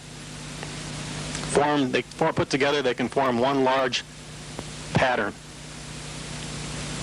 Totally different designs on totally different records. All 25 copies rumored to be different. Notice the fading again. See the slightly white areas. It wasn't a total success. This was supposed to be fluorescent colors. Notice the edge of it is a black record. In other words, it's got a black base to it. Very rare item. $200 is not unusual to see that as a price. This is another rare item, although this is the 10-inch. This is the poster outside, and this is the 10-inch of Regatta de Blanc, which was a 2-record set. What's so rare about this? Well, actually, it's the copy. This is the record 2. This is record 1. About 100 of these were made. You can see more information about this and Get Me the Police number 2. Multicolored windmill pattern embedded in the vinyl. Actually playable. This is the B side, which is also different design. And all 100 copies are slightly different as well from each other. Another very interesting and very rare item. A must for any police collector who can afford it. On to more normal picture discs, although this one isn't even a picture disc, really. It is a Synchronicity LP clock, sold through the UK fan club. This item has its workings on the back. It's actually a vinyl record. It is actually a pressing of Synchronicity. It could be played, I presume, although on the A side, it's not really a picture disc. See, it's actually painted on a record. It's like a stencil. Somebody took a stencil and sprayed this colored paint on an actual copy of Synchronicity and mounted the clock workings on it. Although it's still pretty rare, a lot of them were damaged. This was from Poland. This is The Bed's Too Big Without You. It's a 7-inch square flexible postcard picture disc. The design totally inaccurate to what the music is, not having anything to do with the police. The back, it was meant to be written on and sent through the mail.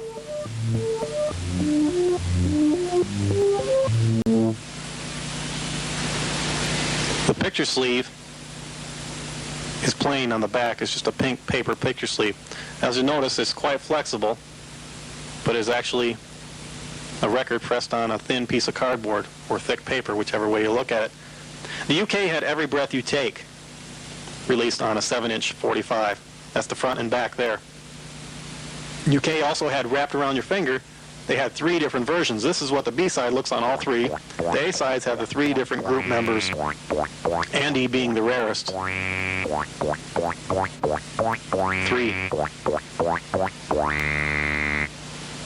Those are all 7-inch. This is another 7-inch, quite a rarity, possibly a bootleg. Not much is known about it, although the pressing itself is actually Elvis Presley press conference.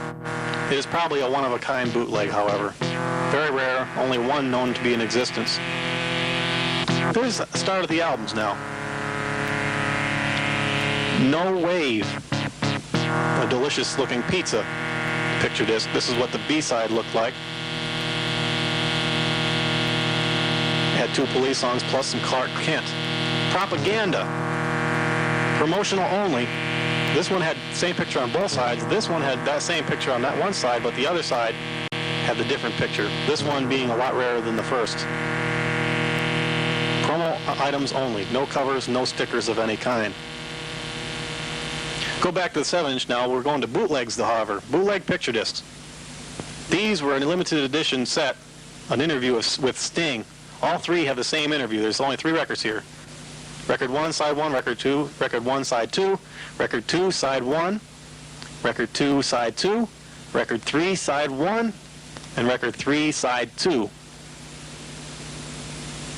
Different records, but actually the same pressing with different pictures. And this again is the 7-inch we told you about before. Probably a bootleg. This is a bootleg album.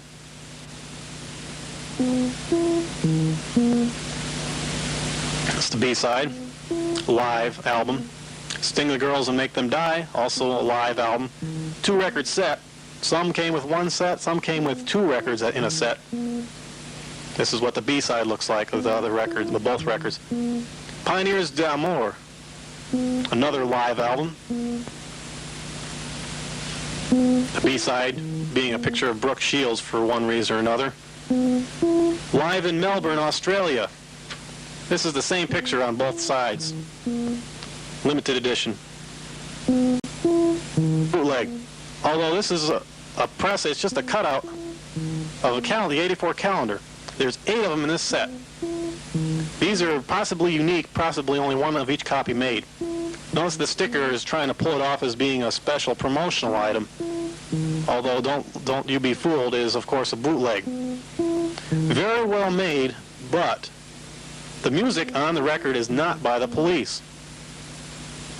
The other side has no picture. So they are only visually interesting. The music is by some unknown artist. Now look at the different copies. There's 8 of them in all.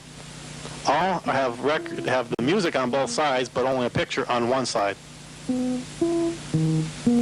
Very beautiful, some of them. All of them are taken from that 1984 UK calendar. All of them are probably unique.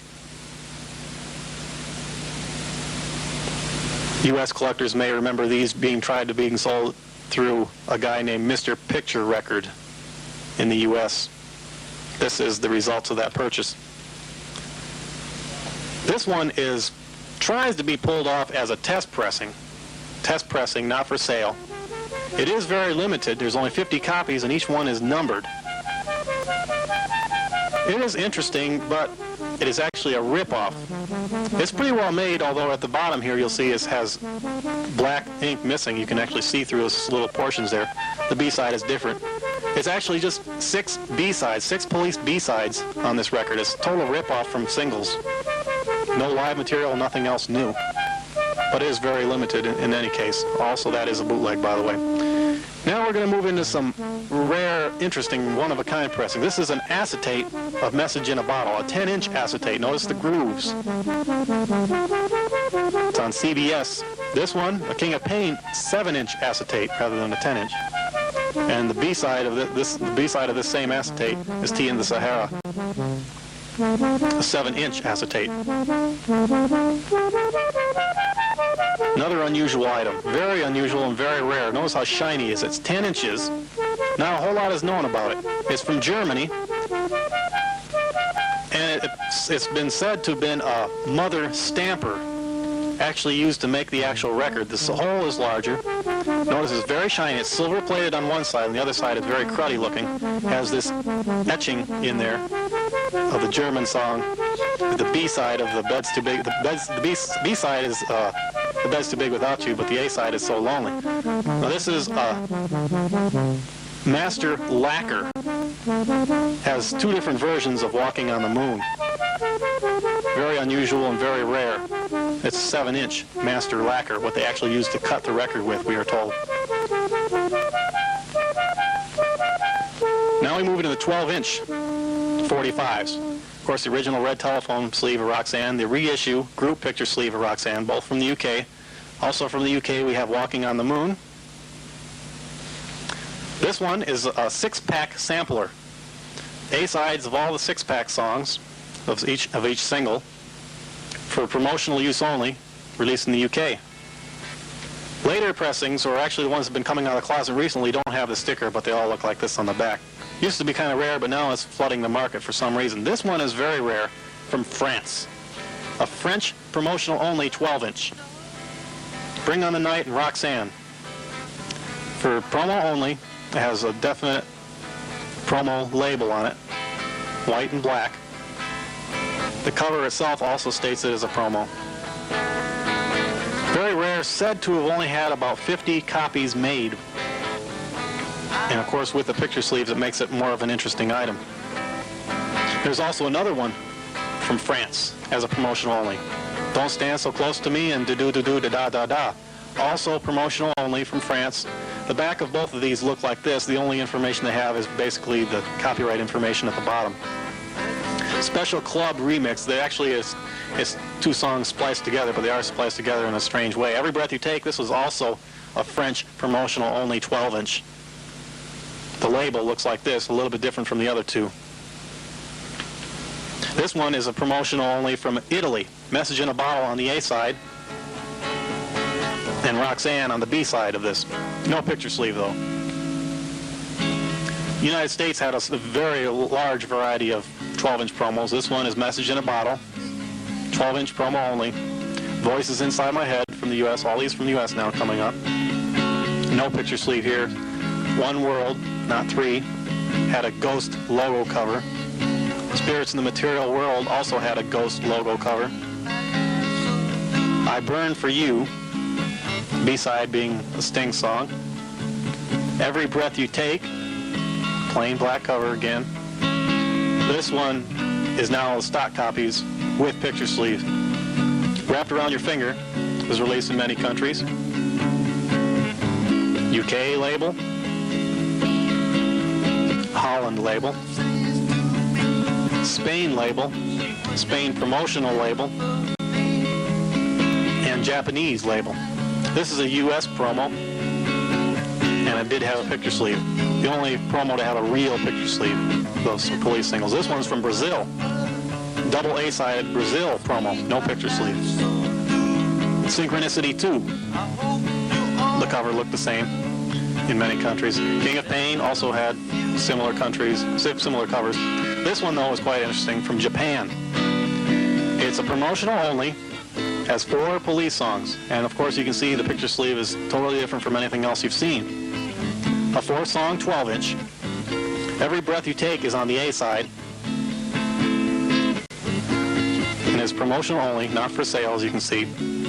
The B side had 3 other songs: Synchronicity I, Oh My God, and Synchronicity II. As they call it, the Police Disco Sampler. Very rare. Andy Summers' I Advance Mask with Robert Fripp, promotional only, 12-inch, double A-sided. Parade was released in different countries as a 12-inch.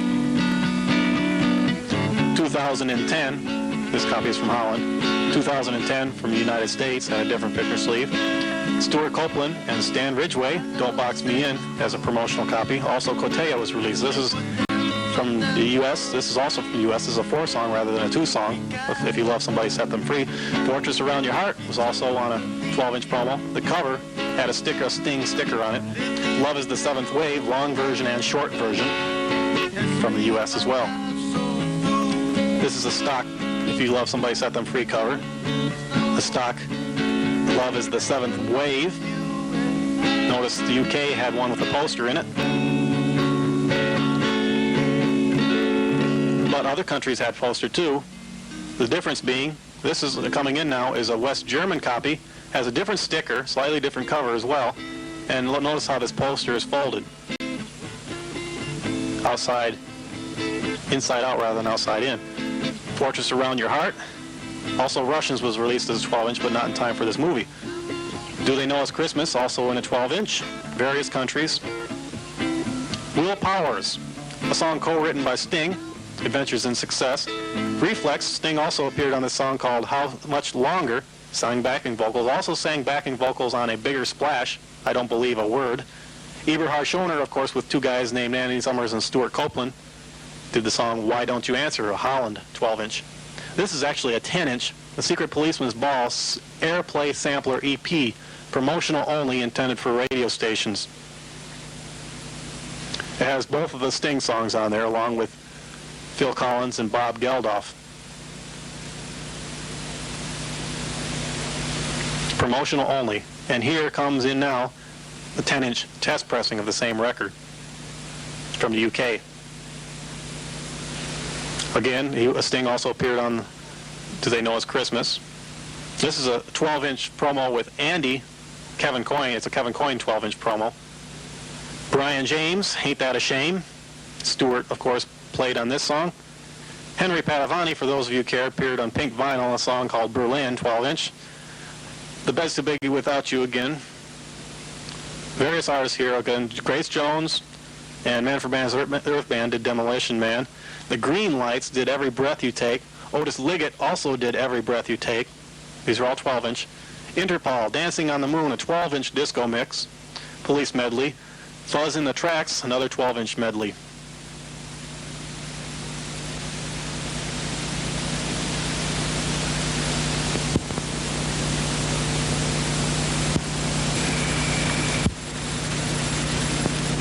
"30 seconds to start of part 2.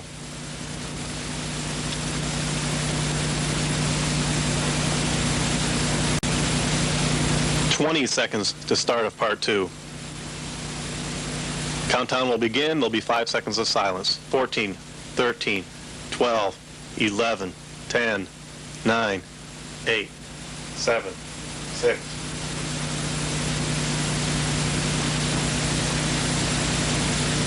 We now begin with the Police albums. We won't spend quite as much time on the albums as we did the 45s. The Police's first album, of course, was Outlandos del Amor. There are two basic sleeve designs. One we're going to call the UK type design, which looks like this. The other we're calling the US type design. Notice the US type design doesn't have the lights in the background, doesn't have the cursive writing. It has block writing instead, as red print rather than blue print. The backs are also quite different. Notice the collage on the UK type design. The US type design, basic black with block letters.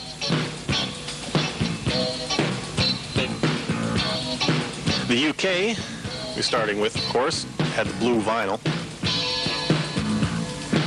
Of course, the back had the collage, and this happens to be a promotional copy. No special promo label, only this special gold embossed stamp on the back, which looks like this. This is the blue vinyl. This is the lighter of the two blue vinyls. There are two different blues. This is the lighter of the two. Light shown through it looks like this. Now look at this photograph in back of this. You can see through it just barely. That's the way we're going to distinguish these next two. This is the light blue, the lighter of the two blues. And this is the darker of the two blues. Both of them had a photograph in back, although the one with the dark blue you can just barely see through it. So there are two different enough shade variations to call them as two different colors of blue vinyl. So dark it almost looks black in these pictures. So we've seen the UK, this is Holland. This is Germany. Has a reissue label. These weren't actually pressed in Germany originally. This is for France, Italy, Portugal. Israel has the Hebrew writing on the cover. This is not a sticker, it's actually printed. Africa, South Africa that is. Japan, notice it's in red, but it has the UK type cover. Also has, the Japanese issues have these outside sleeve on it. Inside, they have the lyrics again in both Japanese and English. It's from Australia, New Zealand, Canada. Canada, this is a half-speed mastered audiophile version. It also has a totally different label from other countries. Looks like this. USA. Some USA pressings had this inner sleeve. Notice this one's in yellow and this one's in green. They're both reissues. This one happens to have a sticker on the outside, which is also a promotional copy. A gold embossed stamp on the back again. This is a white label promo from the United States, and this is a test pressings from the US. The cover to the test pressing is basically the same, or basically a plain cover with only a cue sheet, actually a label insert. This is from Brazil. Notice it's actually printed and it's not a sticker. This is from Argentina. Look at the back. It's in white letters rather than red. And also the titles are in Portuguese or Spanish, depending on which of the two they speak. We don't know. Now I'm going to slide in the Argentina promo, which is basically the same, although it just has this little sticker stating it as it being a promo. Otherwise, no big difference. This is the promo label from Argentina. Notice this definitely states promo. And this is the stock label. Notice it also has two different types of writing.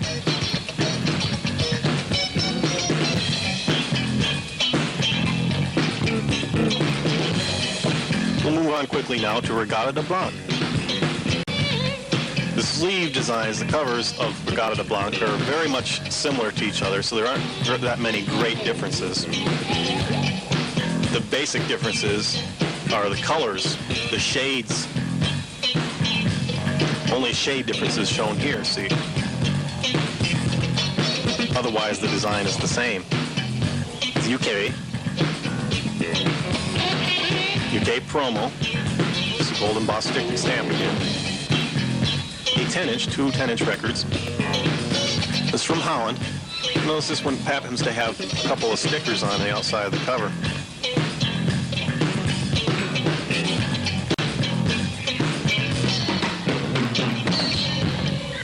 This is France,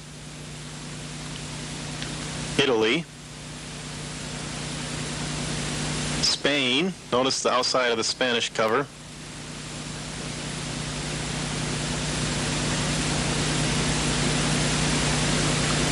This is Spain's stock label, and this is a Spanish white label promo.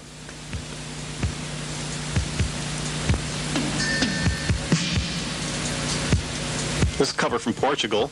This is Yugoslavia. Notice this little star on the outside. This is the label to the Yugoslavia pressing. This is Israel. Also has Hebrew writing. It's not a sticker, it's actually printed. This is Japanese. And this is a Japanese promo. Look at the little sticker stating as being a sample.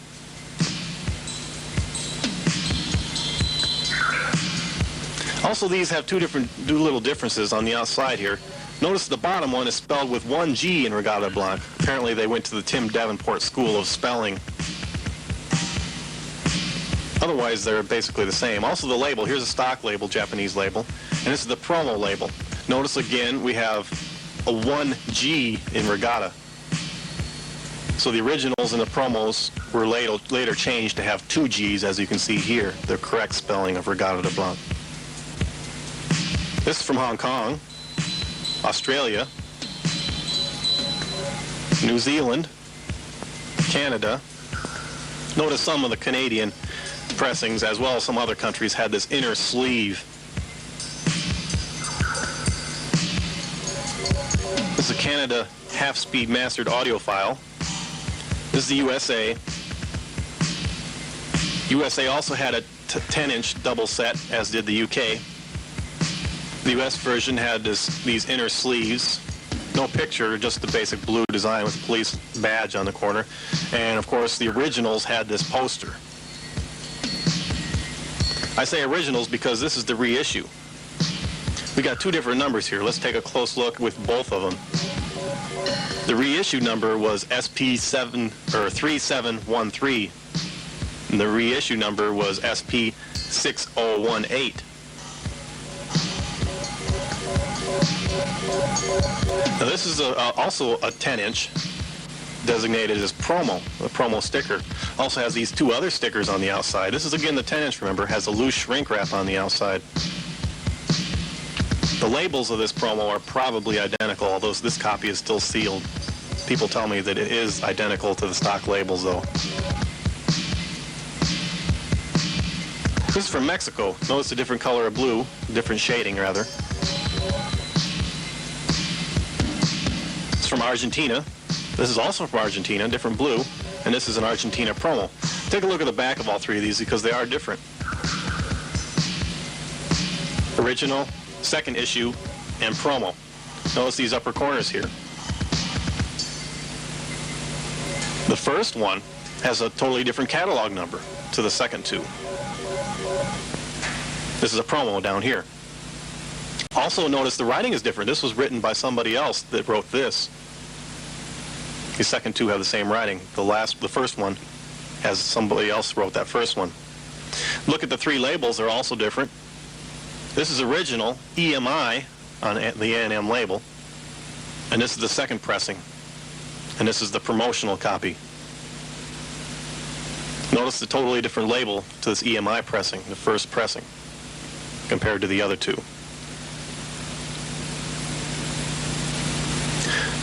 The next album, of course, was Zenyatta Mundana, which we now move on to.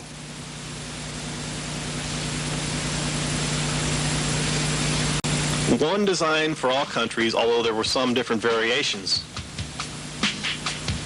as with the other 2 albums. The differences are fairly easily noticeable. Notice the tops, the larger and smaller print of the police logo, and also the different shades. One type has a lot greater amount of yellow at the top. Also, a less known and noticed fact was this gray block letter behind the Z and M of Zenyatta Mundana, whereas the other types did not. This is the UK. UK promo with this golden boss stamp on the back again.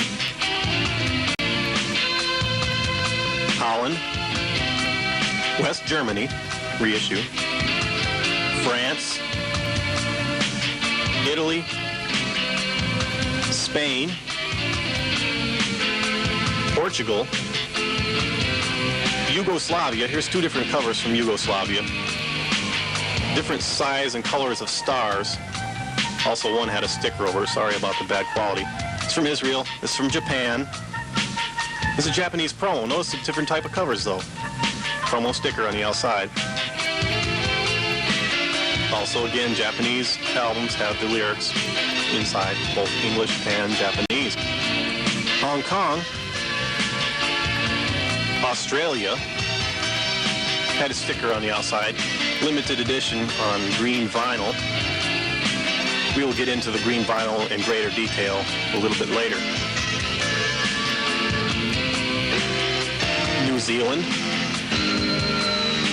Canada half-speed mastered audio file. United States, little sticker on the outside. This is the Nautilus half-speed mastered. This is the Nautilus DBX encoded disc. And this is a cover of the Nautilus test pressing of the half-speed mastered version. Notice this one from Mexico has the covers, or the titles in Spanish. This is from Brazil. It's from Uruguay. Now notice this sticker on the outside is not actually a sticker, it's printed on the cover. And even more interesting, you see it's in black and white on the back. This happens to be stated as a promotional copy. Argentina had this sticker on the outside, the original pressings. And this is Argentina promo. Again, only a little sticker in the corner. Titles in Portuguese. Now we're going to go through all the labels of Zenyatta Mondatta that we have available at this time. We haven't shown you very many labels up to now, but now we're going to go through and show you all the differences to show you how they appear. We're going to go through them quite quickly, so pay attention. UK, Holland, West Germany, Italy, France, Spanish white label promo, Portugal, Israel, Yugoslavia. Here's another Yugoslavia. Notice how they spell shadows in the rain. Japan promo. Hong Kong, also for distribution in Malaysia and Singapore. This is Australia, green vinyl. Australia, black vinyl. New Zealand. Canada, half-speed mastered audiophile. USA, Nautilus half-speed mastered. Nautilus DBX encoded. And Nautilus test pressing, also from the US. This is a US stock copy. US promo. And US test pressing. This is from Mexico, Brazil, Uruguay, Argentina stock, Argentina promo, and that's all the labels we have at this time. Now we'll research a little bit into the green vinyl Zenyatta Mondatta from Australia. This happens to be the lighter green. There are also two different colors of green, as you can see here. One appears to be black. The photograph isn't very good, but you got a lighter green on the left and a darker green. This is the lighter green, and this is the darker green.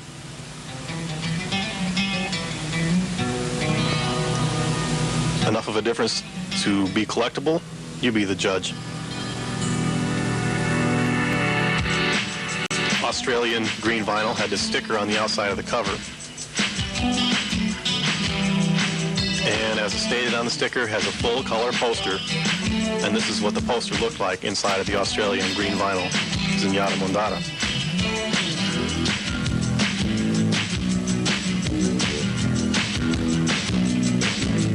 Now we'll next quickly move on to Ghost in the Machine. Since we're getting farther along, we don't have to show you as many covers. Also, Ghost in the Machine had the fewest amount of different covers. The basic design is like this. The upper corners are what's different on a lot of them. Let's quickly zip through a lot of different countries here and show you that all the colors are a little different, but probably not different enough for most people to worry about collecting. Mostly in this upper corner with the catalog numbers is the easiest way to determine country of origin and the differences between covers. There are some more covers which are a little bit different. This one's the UK promo.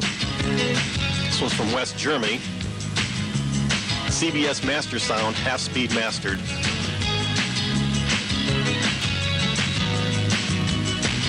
It's from Czechoslovakia, label. The cover is different too, mostly on the back though. Has all the lyrics written, or not lyrics, but liner notes. Also notice the title. Apparently this is Slavic. Yugoslavia had the star on the outside. Japan had the lyrics inside, of course. This is actually just information about the police, but it also has a separate lyric sheet in English. This is a sticker on the outside of a Philippines cover. The back is what's really different about this, though. Totally different from most countries. This is from Mexico. Written in Spanish as well as English. This is Brazil. On the outside of the cover has this on the corner. The big surprise from Brazil, though, is it's on Columbia Records. This is the back cover of Venezuela copy. This is the label, written in Spanish or Portuguese. I don't know which one they speak. But one thing that came with my copy from Venezuela is this sticker. It's actually a peel-off sticker. This is an Argentina promo. Notice the titles of these from Argentina. Fantasma en la Máquina has this sticker on the outside of this promotional copy. This is the back. They're also written in their native language.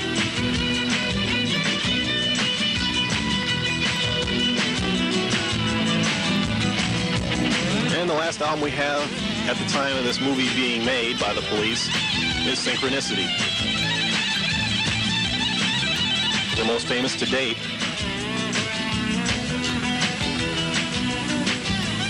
This is a normal design cover with Stewart in the upper corner in blue. Is usually considered the normal design in most countries. It has its inner sleeve, and the record labels look like this. This is from the UK. This is a UK test pressing LP. Now, the labels on the test pressings are similar to the 45s, and they have a plain cover, plain white label, rather. These stickers appear on the outside of some from Holland, West Germany, and France. This is from Spain. Now, this is actually, it's a stock copy, but it's probably made specially for DJ use. It's a copy of Synchronicity, the album. It folds open and becomes a book. Information written about the Police, probably for Spanish DJs. It's all the information at the bottom is written in Spanish, all in full color, very interesting, and very rare. Although the record inside itself is actually a plain stock copy. It is not a promotional copy. It's just a stock. This is a label to a stock Spanish, and this is a white label promo. This is from Yugoslavia. The star again. This is, look at how they have it spelled, Every Breath You Take. Also, Murdered by Numbers is listed on the label of this South African LP. And this is the sticker on the outside of the South African LP. It's from Japan. It happens to be a promotional copy. Lyrics again, as usual. This happened to have a promotional book for DJ use, information about the Police, all written in Japanese. A 10-page book. Australia had this sticker on the outside. Colored vinyl, which we'll get into really shortly. This is the 4-color pinup they talk about. Why they call it 4 colors, I do not know. New Zealand also had a sticker on the outside. They also had a colored vinyl version. Pressed in Australia for the New Zealand market. Here are the 5 colors. I said 5 colors from Australia. Actually, there's 6. Of course, the 6th would be black vinyl. All these from Australia. Red vinyl. Yellow vinyl. Light blue vinyl. Dark blue vinyl. This time an obvious difference between the two blues. And this aqua blue from New Zealand. It's actually made in Australia for the New Zealand market. Here's the differences between the two last blues. Australia light blue, or dark blue, and New Zealand aqua blue, they call it. Not real noticeable at first, but they are a different shade of blue. This is DBX in the United States, DBX encoded. This is the cover to the US DBX encoded, just a sticker on the outside. Now this one, notice it doesn't start with Stewart in the corner. It's a color blender cover, has a butterfly on the back. They call it the color blender cover. This is from the United States also. Notice a different color of red. It's not very easily seen in the film, but it's a different color of red from the US. And this is definitely different colors. 3 different colors, call it the metallic cover. Here's another copy, the same basically. Worth about $25, fairly rare. This one's even rarer, a black and white, what is dubbed the blender cover. Notice the different photos, again with a butterfly, like the other color blender cover. And this is another one. Notice the sting up in the upper hand corner, and no butterfly in the back either. So there's at least two different colors, black and white covers here. And let's put them side by side so you can see the differences easier. Notice the upper left-hand corner does not start with Stewart, it starts with Andy. And this whole strip is all different members. On this next version, it has all this top strip being with Sting. Two totally different black and white covers. This is from Mexico, as the title is written in Spanish. This is Mexico again. This is from Uruguay. Now notice the two different colors of red. One's actually magenta from Uruguay is magenta. And this is the back, which is black and white again. This is Argentina, which also has the magenta swipe. This is an Argentina promotional copy. That's printed on the cover. This is a label to Mexico and the label to Uruguay. And this is another interesting item. Synchronicity, a pre-test. This copy precedes a test, supposedly made before a test pressing. Fairly rare. Now that would appear to be the end of the Police albums. Of course, no other albums were released at this time, but we do have one more to show you by the Police, which is actually a greatest hits compilation album, although it doesn't appear to be what it is at first. It's a 2-record set from South Africa. It's called Featuring Their Break-Busting Hits. Notice the songs from different albums. Again, 2-record set from South Africa. The only album greatest hits to date when this movie was made. There was cassette greatest hits. Now, the big difference of this album is it's not actually greatest hits, it's actually 2 Police albums. It's actually a whole Regatta de Blanc and a whole Ghost in the Machine packaged in one set. But it isn't a true greatest hits in that sense. Also, this inner sleeve on the Ghost side has the glue tabs on the outside like the South African 45s do. Very peculiar. For you cassette collectors, this is just a very brief rundown. We have a Japanese greatest hits, which is actually 20 songs, I believe, from their first 4 albums. So it is a true greatest hits. This is the label of the cassette. There were 2 different versions, actually. They just had different labels. And they also had these liner notes on the inside. This one is said to be from Singapore, another greatest hits from all 5 of their first albums. Interesting thing, again, it had the lyrics on the inside. Now we will venture on into solo projects by the Police, albums by solo artists. Andy would be the logical first choice, and we start with Zoot Money's Big Roll Band. From 1966, this album was a live album. It's the original stereo version.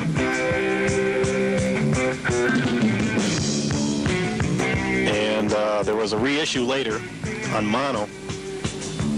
This is what the cover looked like. In 1968, he was still with Zoot Money on an album called Transition.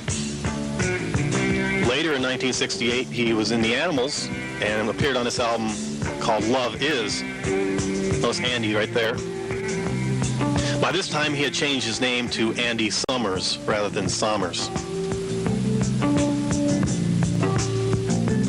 Then he took a break in his career, but he later appeared on several albums. David Bedford in 1976, backup musician.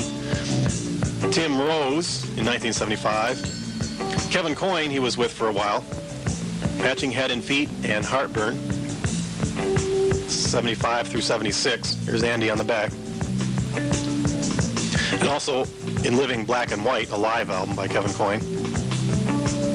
Kevin Lamb he worked with for a while, 2 different albums, the second one being from 78. Then he appeared with Eberhard Schoener on an album called The Book from the motion picture soundtrack of the same name. That's in 1977. Now later in 77 he made an album with Eberhard Schoener called Transformation. This happens to be a copy that's autographed. And he only appears on this. Then he appeared with some group called The Police. Then in 78, he came back with Sting and Stewart both and made this album called Flashback. Then in 79, he came back by himself with Eberhard Schoener, well, with himself and Sting. Stewart did not appear on this album called Video Magic. And the one on the right here is from the United States. It's a 1981 reissue of the Eberhard Schoener's last two albums. Combination of flashback and video magic. Compilation of both those songs. Then Andy appeared with Robert Fripp in 1982 on an album called I Advanced Mask. This is an Argentina promotional copy. And this next one is Argentina promotional as well, called Bewitched. In 1984, he made the album Bewitched with Robert Fripp.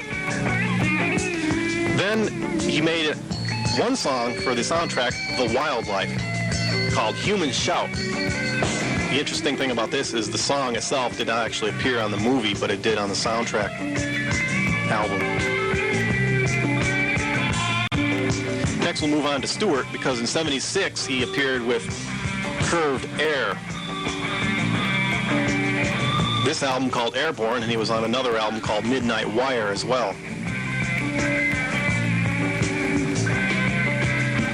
Future wife in the group as well. Then he was on a little stint called Klark Kent. In 1980 he released this album in the UK. It's 10 inches, had liner notes and lyrics on the inside cover, and the album was pressed on green vinyl. 8 songs on green vinyl, 10 inches. The United States also released that album, although it was in a 12-inch cover, had this sticker on the outside, IRS Records, liner notes on the back, an inner sleeve. Notice it's 10 inches rather than a 12-inch. You see, we got a 12-inch cover on a 10-inch piece of green vinyl, Kryptone IRS Records. This is another 10-inch from the U.S. This happens to have a promotional sticker on the outside, 10-inch green vinyl, original. This one does not have a sticker, and this one happens to be signed by some guy named Stewart. This is a 10-inch black vinyl reissue. It's still in a 12-inch cover, but on 10 inches of black vinyl. IRS Records. Notice it says Klark Kent, name changed to protect the guilty. Also Klark Kent, 10-inch reissue, no K cover cut out. See, the K is not cut out where the other one was. Here we have a K filled in, but this is 12 inches on black vinyl. A second reissue. Also on IRS Records, Klark Kent. Notice this Klark Kent from Japan. Notice it's the UK 10-inch coming in. Same type of cover, but this is a 12-inch cover. Inside, we also have the liner notes and lyrics, as does the UK. The big difference here is that it's on 12 inches, black vinyl, with 10 songs, 2 additional songs. And it comes with this lyric sheet which has the lyrics to the extra 2 songs that appear on the Japanese version. Very interesting. In 1982, he was on a brief stint with Mike Rutherford of Genesis fame. In 1983, he had his first solo album under his own name from this movie Rumblefish. Also, we'll show you another version of Rumblefish called Rusty James from France.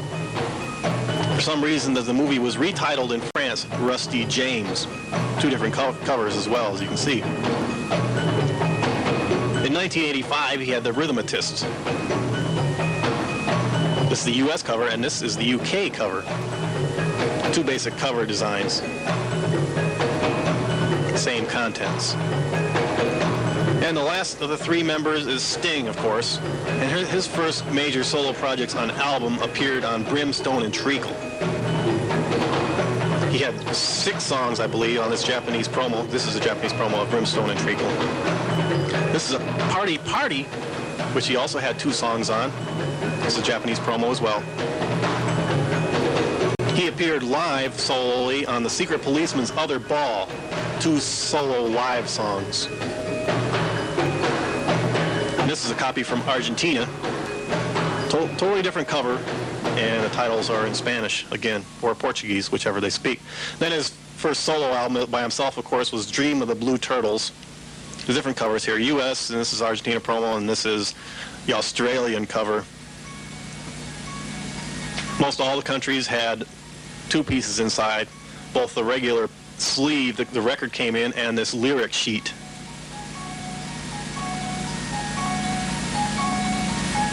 The major interesting pressing of this was the Australian version, which was on light blue vinyl. It had this sticker too. Also later he released a picture disc LP in the UK. Avis, You're Under Arrest, and Dire Straits' Brothers in Arms. He appeared on both of those albums a little bit later. Now we'll move on to some Police albums that have, or rather some, first let's look at a couple of cassettes though. Dream of the Blue Turtles, a pre-release cassette.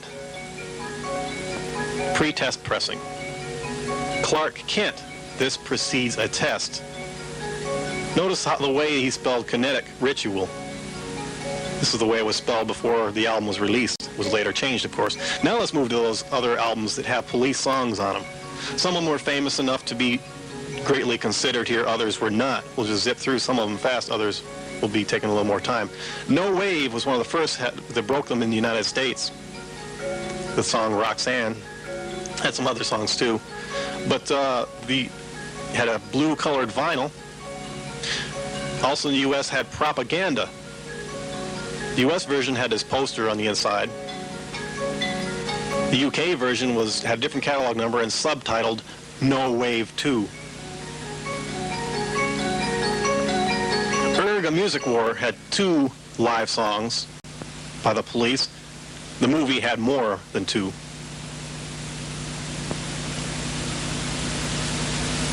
And of course, Brimstone and Treacle had 2 Police songs, 2 new Police songs, plus a third, I Burn For You, which that was new too. But there were a lot of other albums that had just singularly or maybe 1 or 2 Police songs each. Riding High, second copy is from Argentina, the movie Riding High. Illegal Greatest Hits. This is from Holland. There's also IRS Greatest Hits. This copy is from Hong Kong.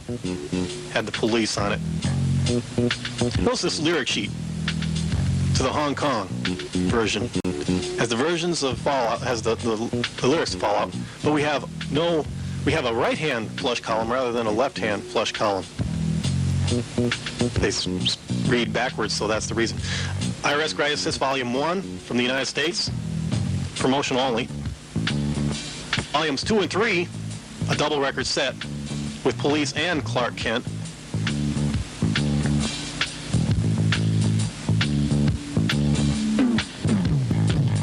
This is a reissue of the same album, IRS Greatest Hits Volume 2 and 3. Notice a different cover. This is the reissue cover. Let's slide in the original here now again. Notice the reissue was made with the new Klark Kent rather than Klark Kent. The reissue says Klark Kent. This is a United States promo called Selections from A Music War. Promotional only 12-inch. Another promotional 12-inch from the United States, Dance to It, Volume 1. This is an Argentina promotional 12-inch album, which has too much information, as well as other artists. Foreplay was a series in the United States which had pre-release songs before the album was released. This is number 23, songs from Propaganda. 26, the songs from Regatta de Blanc.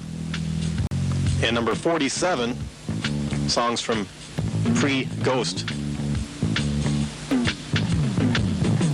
Punk Collection, this is from Italy. Notice it has the Police on it, Fallout. This is an Argentina promo with a couple Police songs. The Old Grey Whistle Test from the UK, it's called Test Pressing, has a Police song. This is an Australian promo with a few Police songs. We've Got the Best, Australian promo only. Rock 80 from Holland, had a Police song. Beat Attack, this is an Argentina promotional copy, had Live, Message in a Bottle. Rock of the 80s from France, it's a promotional issue only, on green vinyl, which has Visions of the Night. A&M is on the Rise, a Japanese promotional copy with a couple songs from Regatta. Promotional only, pretty rare. Certified Gold, a K-Tel type of compilation that has some Police songs on it. This is a German promotional only with the Police. There's a UK promo right after this, all right, which had also Klark Kent commercials on it and a couple Police songs. This is from South Africa, the Greatest Hits compilation with one Police song. It's a double record set. This is an Argentina copy, which has a Police song on it. A German promo with the Police. South African 2-record set, Party Crackers with the Police. This is an Argentina promo with also the Police, of course. Gold and Platinum, U.S. One Police song. And this is a Spanish promo with a Sting song. Now we go into cover versions. For this from France, New Rock.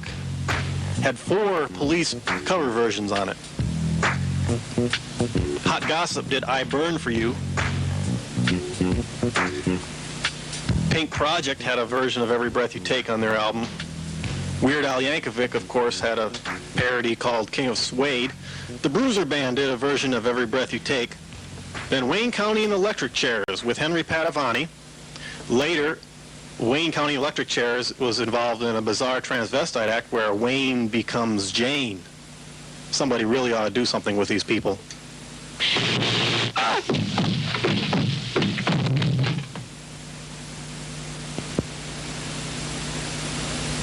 Up next are radio shows.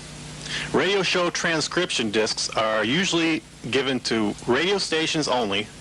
They are all for promotional use only. They are not intended to be sold, and in fact, they're supposed to be destroyed after broadcast. They usually have plain white covers and usually come with cue sheets.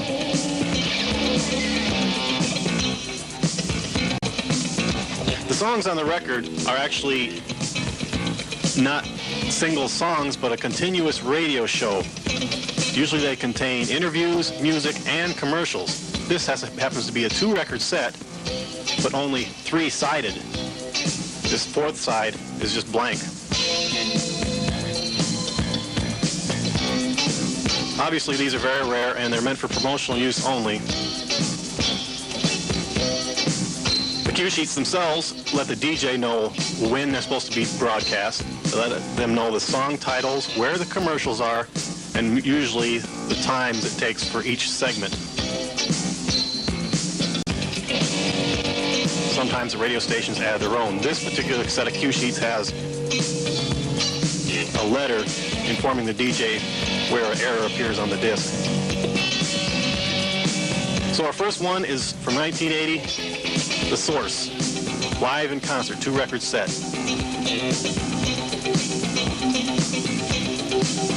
And as you know, it has cue sheets.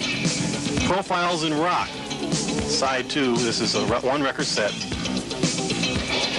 1 album from 1980 as well. It also has cue sheets. Notice sometimes cue sheets have colored paper. The BBC Rock Hour, 1 album from 1981. I'm putting them all in chronological order now, by the way. This is the cue sheets for the BBC Rock Hour. Super Groups in Concert, The Police Tapes. Notice I have side F shown. It's a 3-record set, live. 1981.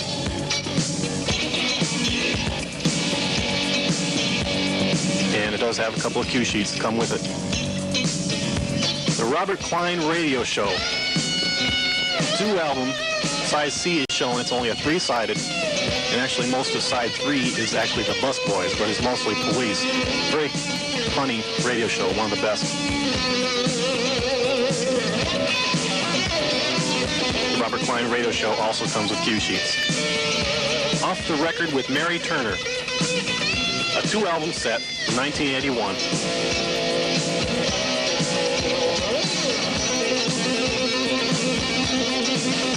Complete with cue sheets. The Robert W. Morgan Special of the Week, 1 album. This is also just about the same thing, although this one does not have commercials, whereas this one does. Otherwise, it's basically the same show. These do come with cue sheets as well.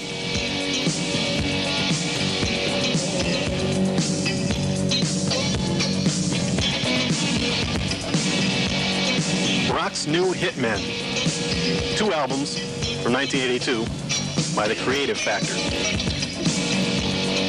Notice all the printing down at the bottom. This is a fairly good description of a radio show, what they intend to use these for. This program is solely for the one-time broadcast use of pre-cleared affiliates on the designated date and time schedule. It may not be copied or offered for resale under any circumstances. It may not be removed from the station premises.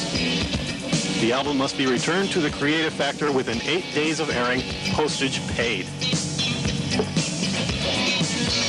Obviously, it wasn't sent back. Here's one of the more rare and highly desired ones, the Police Inquiry. This one actually has a cover. And notice it's subtitled, Roger Scott Talks to Sting. It's actually released by A&M. It's a UK radio show. All the rest has been US up to now. The Inside Track, a 3-album set. From 1982, DIR Broadcasting Corporation. This one does not come with cue sheets either. Retro Rock, a 2-album set from 1982.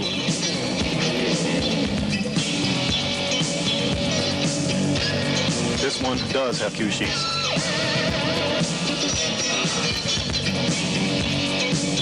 Inner View with Jim Ladd. 1 record. This one is Series 15, Show 6. This one is Series 16, Show 7. The 2 discs are basically the same. There are only a few minor differences. Otherwise, the interview and music are practically identical. They do come with these cue sheets as well. The BBC Rock Hour, live. 1 album from 1983. It's actually a rebroadcast of the BBC show recorded live at the Hatfield Polytechnic. It does come with cue sheet. Guest DJ, Rolling Stone Magazine Productions guest DJ with Stewart Copeland. It's not all Police, but it's Stewart Copeland acting as a DJ playing his favorite songs and of course many Police songs as well. It's a 3-album set, although it's only 3 sides of the Police. The other 3 sides are on the back by Thomas Dolby. And it does come with cue sheets. Off the Record with Mary Turner from 1983. It's a 2-album set. This happens to be one of the few, again, that does have a cover, although it's not a special Police cover. And it does come with cue sheets as well. Star Trek Profile with the Police.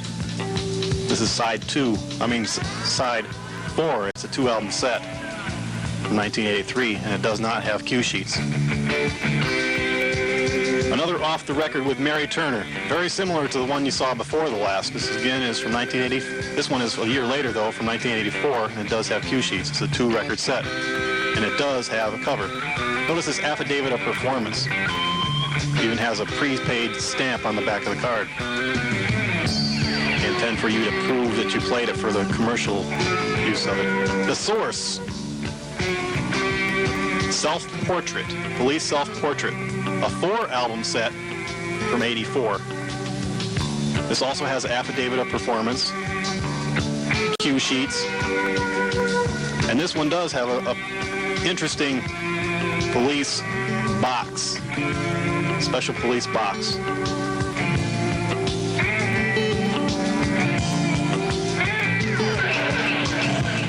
One of the more expensive ones. Rolling Stone Magazine's Continuous History of Rock and Roll. A special police program. 2 albums from 1984. It does have cue sheets.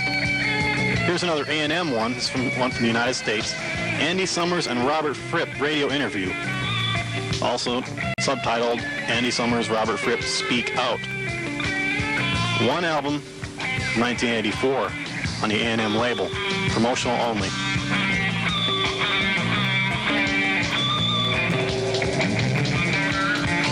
Has cue sheets, and some of them also came with this letter to college radio station DJs. Jim Ladd's Interview again, although this one is with Andy Summers talking about Bewitched, Series 31, Show number 7. Also with cue sheets. There are a few more radio shows. These are all 7-inchers. What's it all about? A religious radio show. Program 52.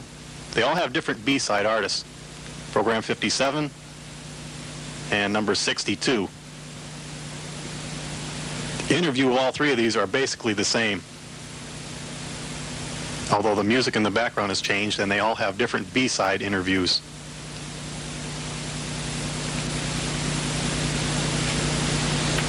We move now to bootlegs. Bootleg records are curious and not too appealing at some times. This one is our only 7-inch in the bunch. The Police Strikes Again.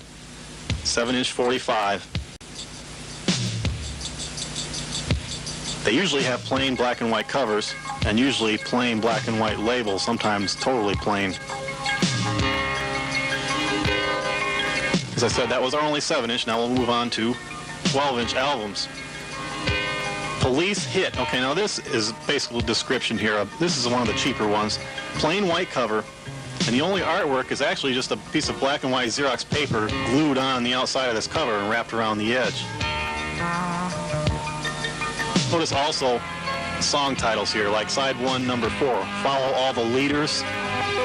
Many times they don't get the names of the titles right. The quality of the records themselves is sometimes pretty bad, and even they come with plain labels at times. This one happens to have different colored labels on different sides. Sometimes you'll find boots with loud pops and hisses in them, or cut up really bad. So our first is Police Hit, which I've already discussed. Discussed is the word, by the way. We're going to start with one record set. Live in Italy. The famous Live in Italy, later titled Live in Milano. Live in Italy came in clear vinyl, blue vinyl, as well as black vinyl. One of the better sounding ones of the bunch. Again, Live in Italy reissued is called Live in Milano, and it came with different covers, different color covers. Only a few of them will be shown here. Top 101. It doesn't necessarily have a title. It's long versions of 3 Police songs. Really bad long versions, too, ones that are just cut up from a regular record. Some of them came in red vinyl, it has been said. This one doesn't really have a title other than just Live.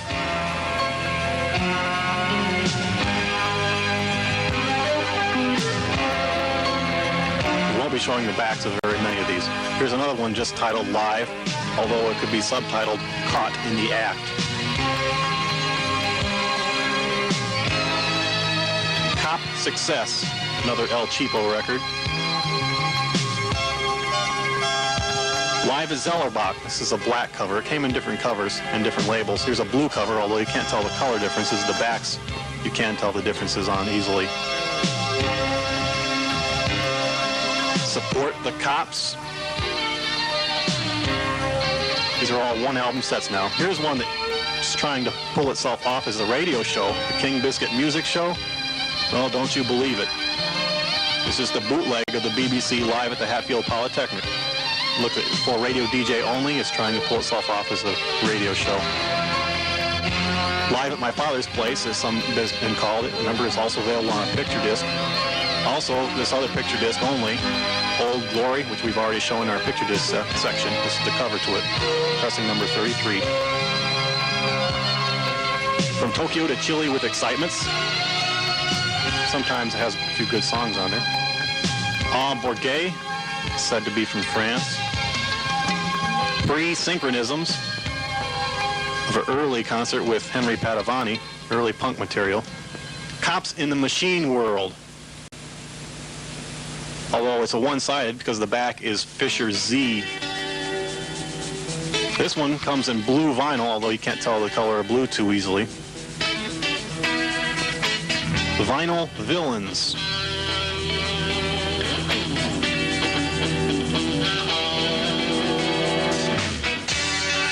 Live in Barcelona had 2 covers. Those are the 2. Stinging in the Rain, Part 1 and Part 2. Every Breach You Take. Many Miles Away came in black vinyl, red vinyl, and multicolored vinyl, as well as an advanced pressing copy. King of Pain, and this is probably the rarest, live in Florida, called Now and Alive. The reason it's so rare is because it was available as an acetate only, worth about $170 if you're willing to pay for such bootlegs. Now we'll move on to 2 record sets. This is the best of the bunch, Live in Paris. It came in different covers too, as well as different colors of vinyl. Here we see blue and green. Some have known to own brown copies too, as well as black. I'd like to thank the Beatles for lending us this stadium. Some call this a deluxe. If you call putting the lyrics in there in the middle, if you call that deluxe, well then that's what you have. 2 record sets, remember. Come in clear vinyl, limited edition, and also a limited edition with green and red vinyl. Most copies came on black. 4 different picture labels. Sting the Girls and Make Them Die has been booted and rebooted so many times. There's so many different covers. This one happens to be cardboard. Some of them are printed on paper. Also released as a picture disc. Crooked Cops.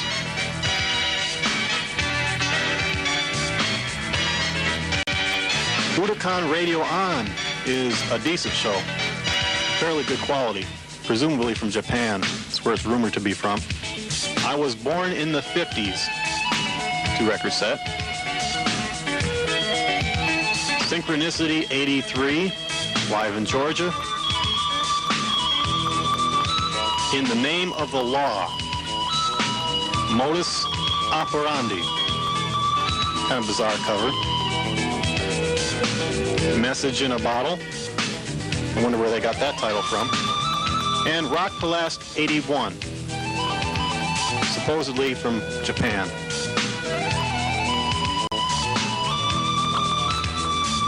As a late edition, we have a couple of new bootlegs. These are both picture discs. Sting bootlegs are popping up all over the place now at the time of this movie was made.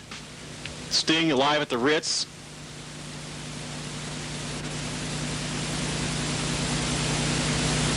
We're only attempting to show the newer bootlegs at this time, bootleg picture discs.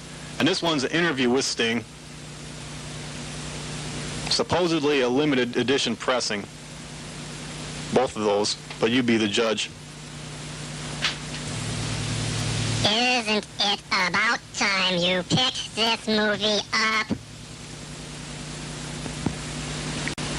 That's a good idea, young man.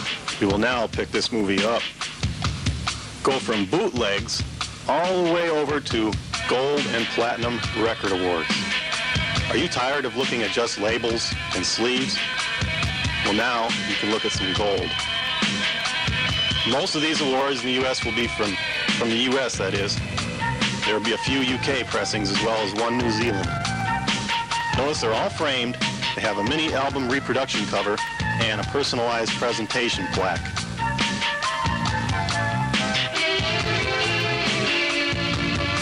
The album reproduction cover is taken directly from the cassette. Notice the shadows cast around it. It's actually raised off the backing. Consult Get Me the Police number 5 for full information on these awards. The plaque is personalized. Let me read it to you. Presented to Robert Moore to commemorate the sale of more than 500,000 copies of the A&M Records long-playing album Outlandos del Amor. Robert Moore is a promotion executive at A&M. So the overall award is pretty sizable. Notice how thick it is. And also the back is just plain backing paper with a hanger, so you can hang it on the wall. This is about the same, although it's a Regatta de Blanc Gold LP award in the U.S. Also, personalized presentation plaque. This one is an official RIAA award for Regatta de Blanc Gold LP, 500,000 copies sales. Let's look at this plaque. Notice it has that RIA logo. Presented to the Police to commemorate the sale of more than 500,000 copies of the A&M Records long-playing record album, Regatta de Blanc. It's an official plaque for RIA award. 500,000 copies designates gold in the U.S. And here's the official RIA Seals logo. Meanwhile, in New Zealand, this is what a New Zealand award, gold album award, looks like. Wood frame. Notice the plaque. In recognition of achieving sales equivalent to one gold record in compliance with New Zealand FPI regulations in appreciation, Festival Records, New Zealand, February 1980. Notice it is not awarded to any particular individual. Meanwhile, in the UK, Walking on the Moon went gold as a 45. Very beautiful item. It's a UK gold 45. Notice in the upper left-hand corner, we have a UK flag. British flag in the upper left-hand corner, set in red velvet. The record itself has a stock label, and in this case, the matrix etching you can't read is exactly identical to that of the label. In other words, the actual plated disc. This one is presented to Kim Turner to recognize sales in the United Kingdom of more than 500,000 copies of the A&M single Walking on the Moon, 1980. 500,000 copies is gold in the UK.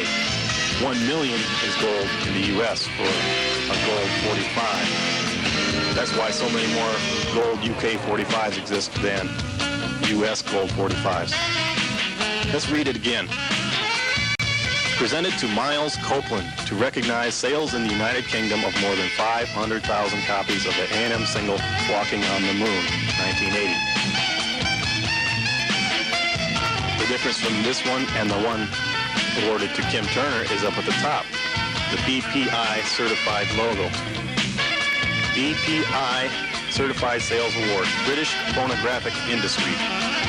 That's the official logo, probably the equivalent of the RIAA official logo. These two awards side by side look practically identical. The only real difference visually being this BPI logo. As Kim Turner's does not have it on his. Miles's does. I'm not an expert on the UK Gold 45s. Meanwhile, back in the US, Zenyatta Mundata, a Gold LP award. Mini LP production taken directly from the cassette, as I said before.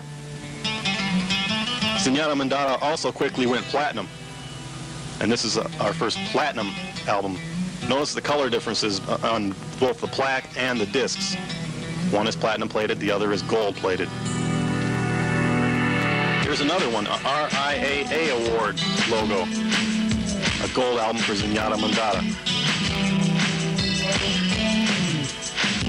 Even though they look quite a lot like A&M logo awards, with just that A&M or that RIAA logo at the bottom, it's worth a couple $100 more. As you see, they look very similar to each other.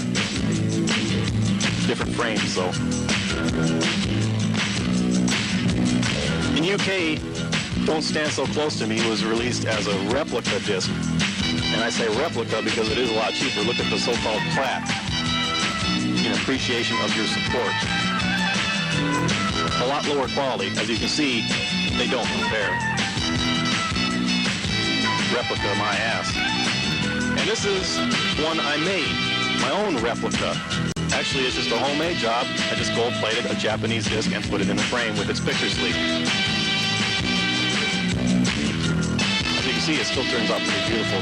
Here's another homemade job. Somebody just took a UK message in a bottle, gold-plated it, and stuck it in a frame. Back to the originals. Ghost in the Machine.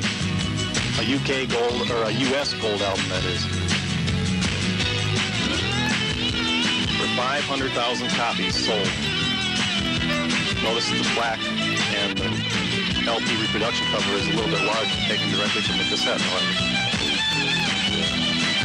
Of course, the machine also went platinum. Platinum is for the sales of 1 million copies. And again, notice the gold and platinum color differences in disc and plaques.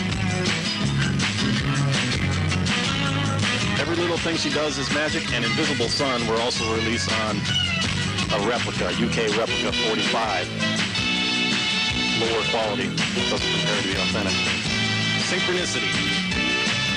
This is a gold album award in the U.S. with sales of 500,000 copies. As the reproduction cover, taken directly from the cassette again.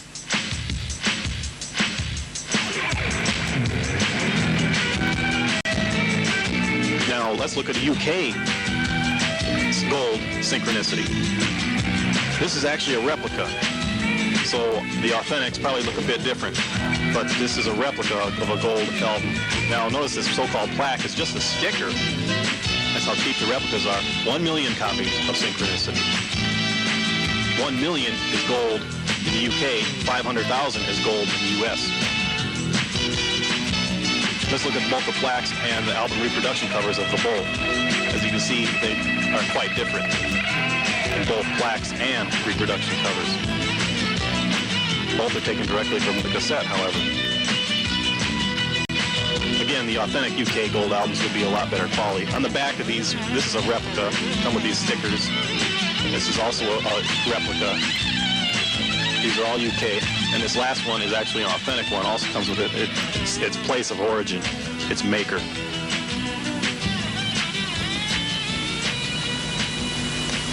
Synchronicity, of course, went platinum. But you would think if there is one platinum album that they all would be the same. That's not the case, because here's a second Synchronicity Platinum LP. We'll have to take a look at the differences one by one. The label of number 1 has the side 1 label. Number 2 has the side 2 label facing. The album reproduction, taken from directly from the cassette. Now look at the very bottom now. Watch the change of number 2. Chromium dioxide cassette audio file, taken directly from the cassette. For some reason they didn't cut that off in this one. The frames are also different. Number 1 on the left, number 2 on the right. If they're all made at the same time, why are they so different? But they're both authentic. The plaques themselves are, of course, different mainly only in who they are awarded to. In this case, Barry Michaels. Notice it says for 1 million copies of Synchronicity. 1 million is platinum in the US. 1 million is gold in the UK.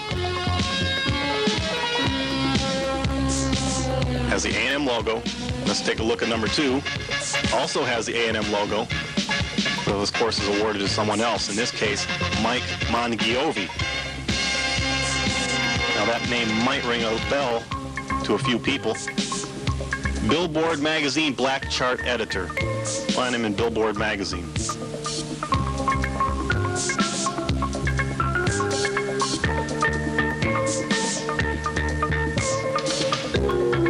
This is an official RIAA award for Synchronicity, a platinum LP. Worth a lot more money than the last ones you saw. Notice it's a 1-strip plaque, and also the engraving is large. You can't see the print, but the engraving is larger. 1 strip, meaning the plaque and LP reproduction are on the same level.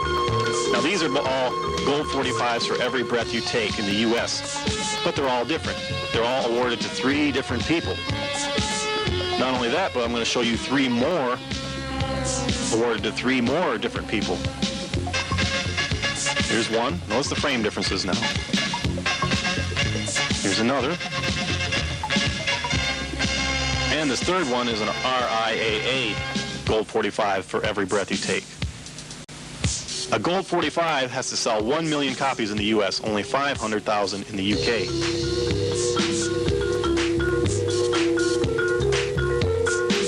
Let's take a close-up look at some of the plaques. Presented to Terry Morgan. Now notice the black border around the edge of the plaque. Sorry it's not in focus. Here's one without the black border, see? Presented to Paul Crowley. Why so much differences? Notice it says 1 million units of the record, Every Breath You Take. Notice at the very bottom it says certified by the Record Industry Association of America. Now watch this next plaque. You'll notice that it does not have that printing. This one's presented to Sherry Hodges. And you can see it has the absence of that printing at the bottom. also for 1 million units of Every Breath You Take. So the official RIAA plaque looks like this. Recording Industry Association of America, official certified sales award logo. British Phonographic Industry certified sales award logo. Old style A&M logo. And a newer style A&M logo.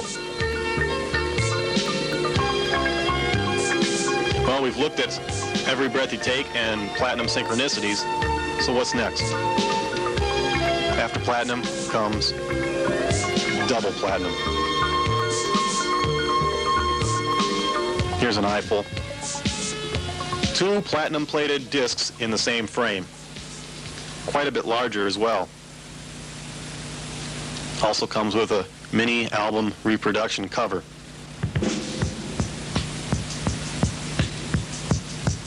Let's look at the plaque. Presented to Paul Crowley for 2 million copies of Synchronicity. Platinum album is 1 million. Double Platinum is 2 million.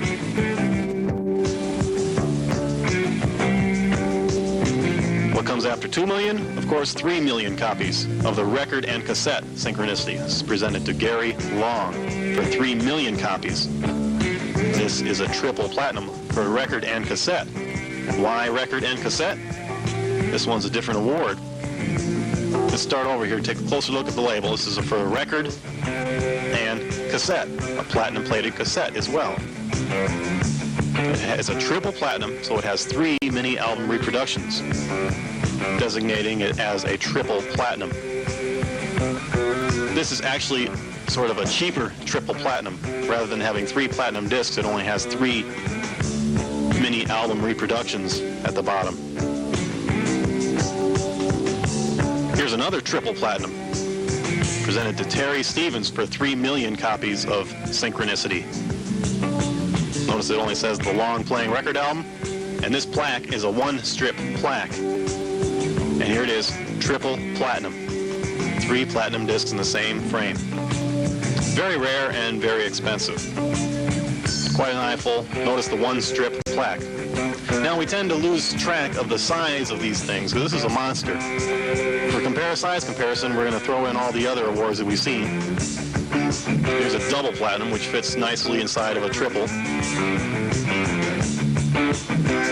An album, a U.S. album, about half the size of a double platinum, of course. A UK gold. Of course, this is a replica, but it fits right inside the U.S. award. A U.S. Gold 45, and a UK Gold 45 is about the same height, only narrower and thinner. Real glass facing too, by the way.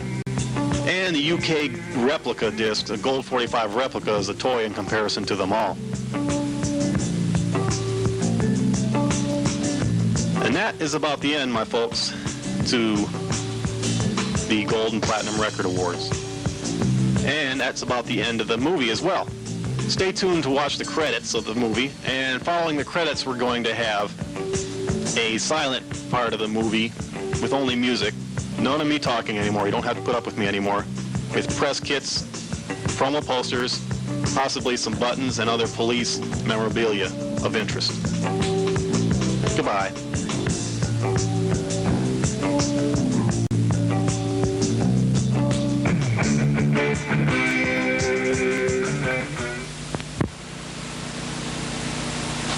Hi, I'm Craig Davalos.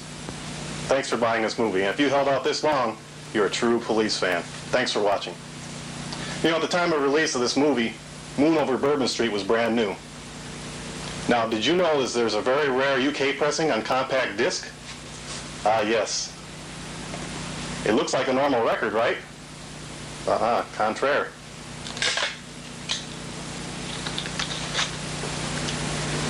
You can't get much more compact than that, can you?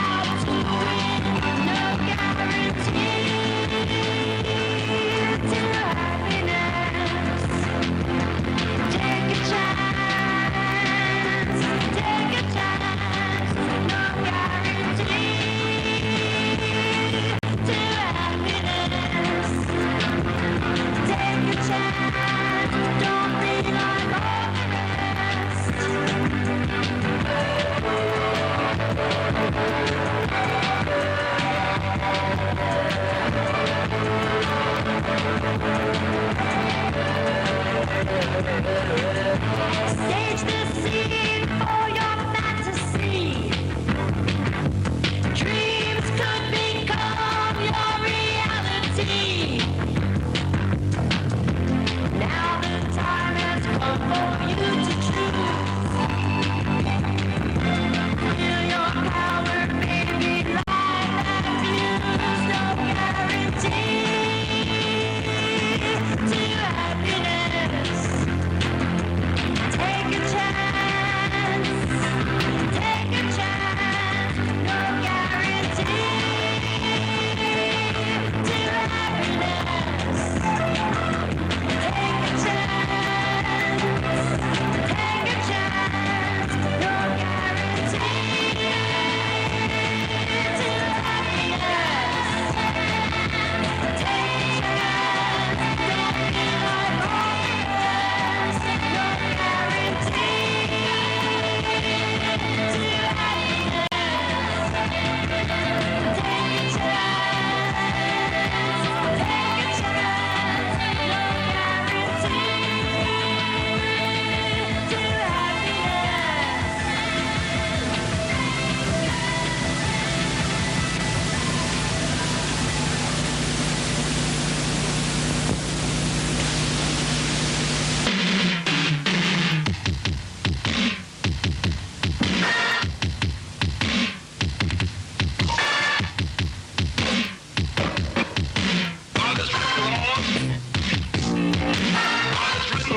They're not lazy. They're not lazy. The dream of 63. The dream of 63. The dream of who's the best? The dream who's the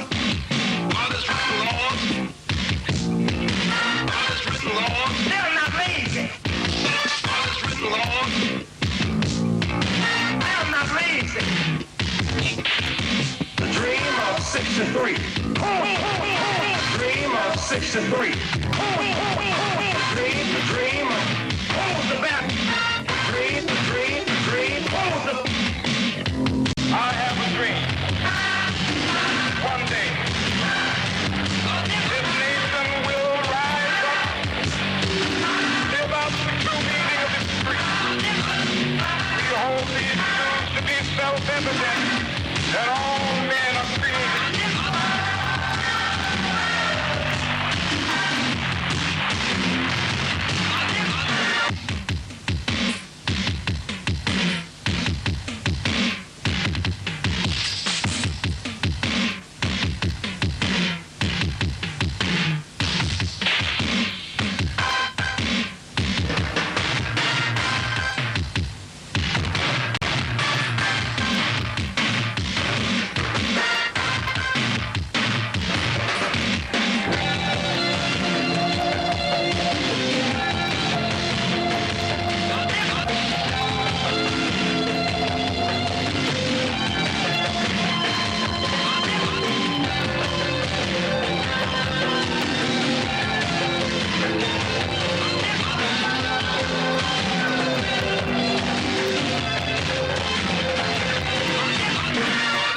God has written.